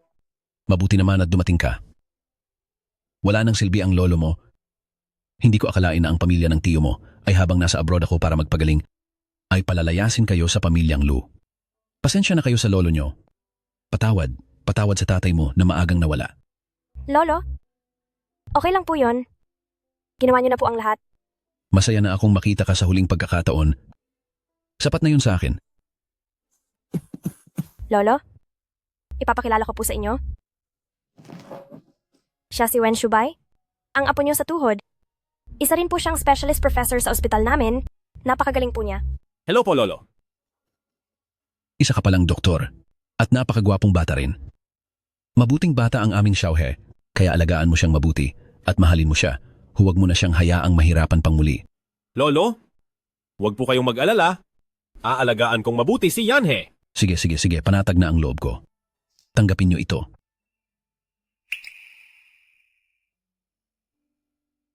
Lolo, ito po ay... Sige na, kunin mo na. Ito na ang huling bagay na maibibigay ko sa iyo. Gamit ang mga shares na ito, ituring mo na itong regalo ko sa inyong kasal. Lolo! Lolo! Lolo? Lolo! Suyanhe, walang hiya ka. Bakit parang lahat ng swerte ay sa iyo lang napupunta? Pagkatapos mong agawin ang Wen Shubay ko, pati ang shares ni Lolo kukunin mo rin. Hindi ako papayag. Hindi ako magpapatalo sa iyo. Hinding-hindi.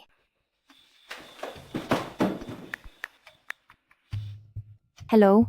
May kailangan kang gawin para sa akin. Bilisan mo. Ang pasyenteng ito ay hindi gaanong stable ang emosyon nitong mga nakaraang araw. Pag nag-ikot ka para tingnan sila, bantayan mo siyang mabuti. Sige po, Dr. Su. Siya nga. Hulihin niyo siya bilis. Siya ang kumuha sa buhay niya. Pasensya na po. Ospital po ito. Pakisuyo na huwag maingay. Ikaw ang nag-opera sa asawa ko. Dahil sa iyo, wala na siya. Sa pamilya po ng pasyente, hindi po kayo pwedeng basta-basta magsalita niyan. Si Dr. Su ay matagal nang naging mabuting doktor na may prinsipyo. Paano niya mapapahamak ang asawa mo? Sa pamilya po ng pasyente, naiintindihan ko po ang nararamdaman niyo, pero ang bawat operasyon sa ospital namin ay may video recording. Sumusunod kami sa tamang proseso. At handa kaming paimbestigahan ito. Kayo sa ospital na ito ay magkakasabwat. Nagkakampihan kayo. Lahat kayo ay magkakauri. Ang Dr. Su na ito, balita ko ay galing lang sa pagiging intern. Ikaw ang nag-opera sa asawa ko. Dahil sa iyo, wala na ang asawa ko. Sino ang makikinig sa katarungan para sa amin? Pakinggan niyo kami. Totoo ba? Namatayan daw ng pasyente ang doktor na iyan. Hindi natin masisiguro. Hindi mo ba narinig ang sabi ng matanda? Ang babaeng doktor na iyon ay bago lang mula sa pagiging intern, isang pagkakamali sa operasyon. Posibleng ang mangyari iyon. Kaya naman pala, kulang siya sa galing. Balita ko rin, may nananakit pa raw na doktor dito. Talagang hindi sila makatarungan. Sa pamilya po ng pasyente, sabi niyo ay napahamak ko ang asawa niyo. Tatanungin ko kayo, ano ang pangalan ng asawa niyo? Kailan ginawa ang operasyon? At bakit siya inoperahan? Anong oras eksaktong nawala ang pasyente? Ako, Sa inyong lahat, ang ospital po namin ay may detalyadong record ng bawat pasyente. Dahil hindi niyo po iyon masagot, maaari kong isipin na nanggugulo lang kayo at maaari kayong managot sa batas. Tama? Kung ang pagkakamaling medikal na ito ay nangyari nga sa aming ospital, mananagot kami hanggang sa huli. Pero kung naninira lang kayo, iimbestigahan din namin kayo. Kapag seryoso ang sitwasyon, maaari kayong makulong. makulong? Xiaojun, di ba sabi mo ay aarte lang tayo? Bakit may pakulong na? Manahimik ka. Wala ka talagang silbi. Sinira mo ang plano. Nako, paninira lang pala ito. Ang mga taong ito, talagang ang sasama nila. Huwag mo ibahin ang usapan. Ngayong araw, pagbabayarin kita sa ginawa mo sa tatay ko.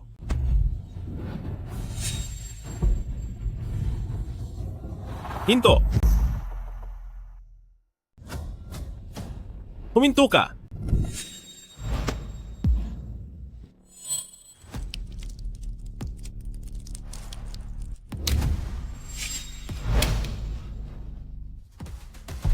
Ipaubaya na siya sa mga pulis. Lakad? May sugat ka. Ayos lang ako, gasgas lang ito. Paanong naging ayos lang yan? Ang mga kamay ng doktor ay para sa paghawak ng scalpel, hindi para magkaroon ng ganyan kalalang sugat. Tara, gagamutin ko ang sugat mo.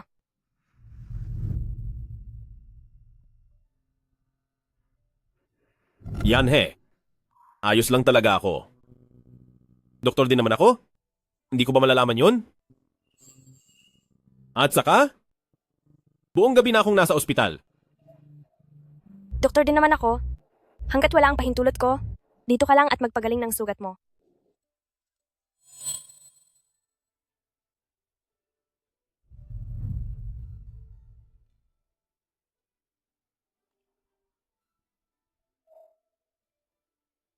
Isa pa. Mula ngayon, hindi ka na dapat maging padalos-dalos. Paano naging padalos-dalos yun? Asawa kita. Tungkulin kong protektahan ka. At isa pa, ako kaya ang nagtuturong doktor sa'yo? Bakit parang ikaw na ang nagmamando sa akin? Gusto kitang manduhan. Ginoong Wen, Bibi, Su, tungkol sa nangyari kay Bebe. Su, kagabi sa kasong panggugulo sa ospital, may resulta na po ito.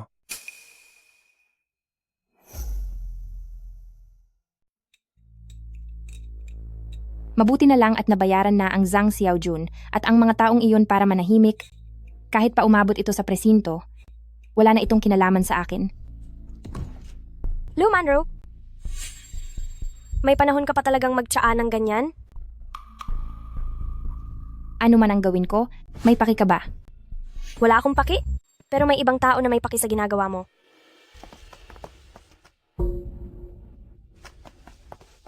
Lu Manro, suspek ka sa pag-uutos sa iba na gumawa ng gulo dahil malakas ang ebidensya laban sa iyo. Sumama ka po sa amin sa presinto. Bakit nandito ang mga pulis? Umamin na ba ang taong iyon? Ayokong makulong. Hindi. Wala akong ginagawang masama. Ano ang karapatan ninyong hulihin ako? Bitawan niyo ako! Bitawan niyo ako! Mahal ko? Tara na, uwi na tayo.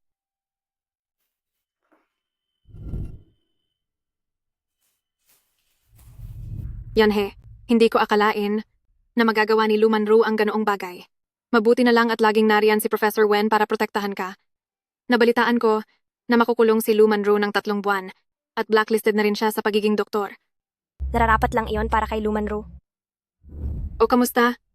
Ang Professor Wen ngayon, kumpara noong high school, noong may crush ka pa sa kanya, alin ang mas gusto mo? Nung high school si Yanhe ay may crush sa isang lalaki. Sino kaya iyon? Mahal pa rin ba niya ang lalaking iyon hanggang ngayon? Sa totoo lang, hindi ko muna sasabihin sa'yo.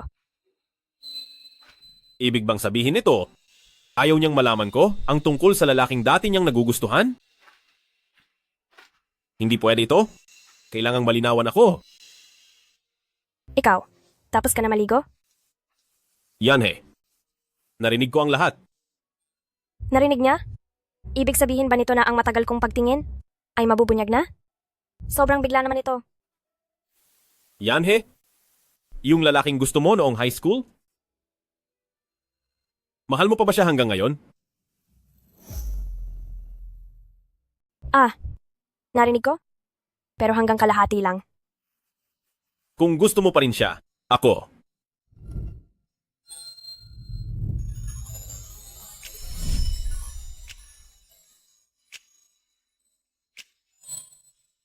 Ano? Ipaubaya mo ba ako sa kanya? Imposible! Kahit kailan sa buhay ko ay hindi kita papakawalan. Hindi ko akalaing sa puso niya. Ganito pala ako kahalaga? Pero, ikinasal na ako sa taong nagustuhan ko. Noong high school. Ano? Ibig bang sabihin ay, Oo. Mula noon hanggang ngayon, ang gusto ko ay ikaw. ikaw? Mula kailan ka nagsimulang magkagusto sa akin?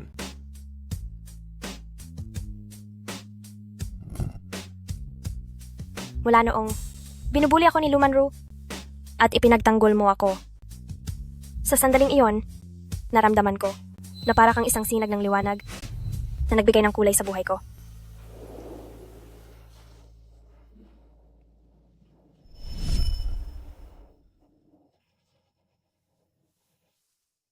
Hindi ba ito ang nawawala kong bracelet? Oo. Pagkaalis mo, naiwan mo ang bracelet na ito, kaya itinago ko ito hanggang ngayon. Masyado kang magaling, masyadong maningning, lagi kong nararamdaman na hindi ako karapat-dapat sa iyo. Kaya, lagi ko lang itinago ang pagkakagustong ito sa loob ng aking puso. Paano mo nasabi iyon? Masipag ka? At talagang mahusay ka rin? Pagkalipas, ginusto kong mas mapalapit sa iyo, nang mas malapit pa. Kaya pinagbuti ko ang pag-aaral ng medisina para lang makasama kitang magtrabaho.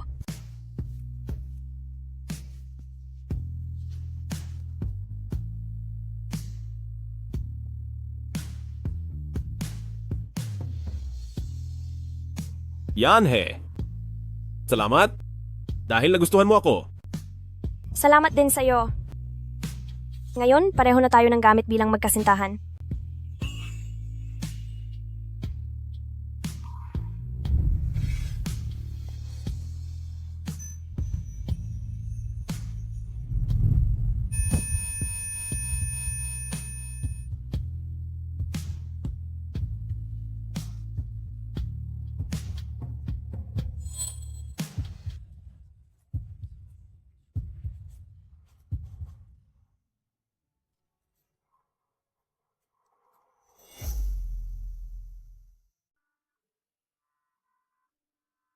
Bakit mo biglang naisipan na dalhin ako pabalik sa eskwelahan? Matagal na akong hindi nakakabalik dito, kaya gusto kong mamasyal. Alam mo ba? Noong nasa high school pa tayo, lagi kitang pinapanood na maglaro ng basketball dito. Bakit hindi man lang kita napansin noon? Dahil napakaraming nagkakagusto sa'yo noon, hindi ako makalapit o makasiksik sa kanila. Pero ayos na ang lahat ngayon. Mula ngayon, kahit anong gawin mo, hinding-hindi na ako aalis sa tabi mo. Oo nga pala. Naalala ko. Noong panahong iyon, may inukit akong mga salita rito. Anong inukit mo?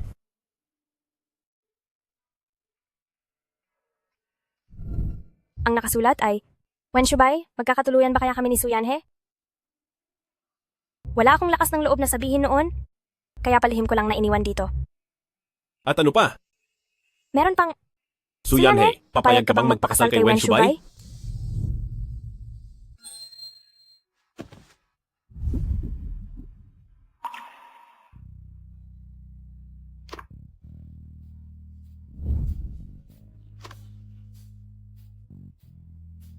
Paano mo nalaman iyon?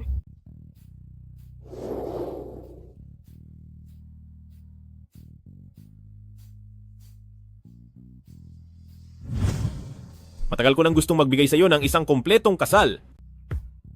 Yanhe, papayag ka bang magpakasal sa akin? Oo, payag ako.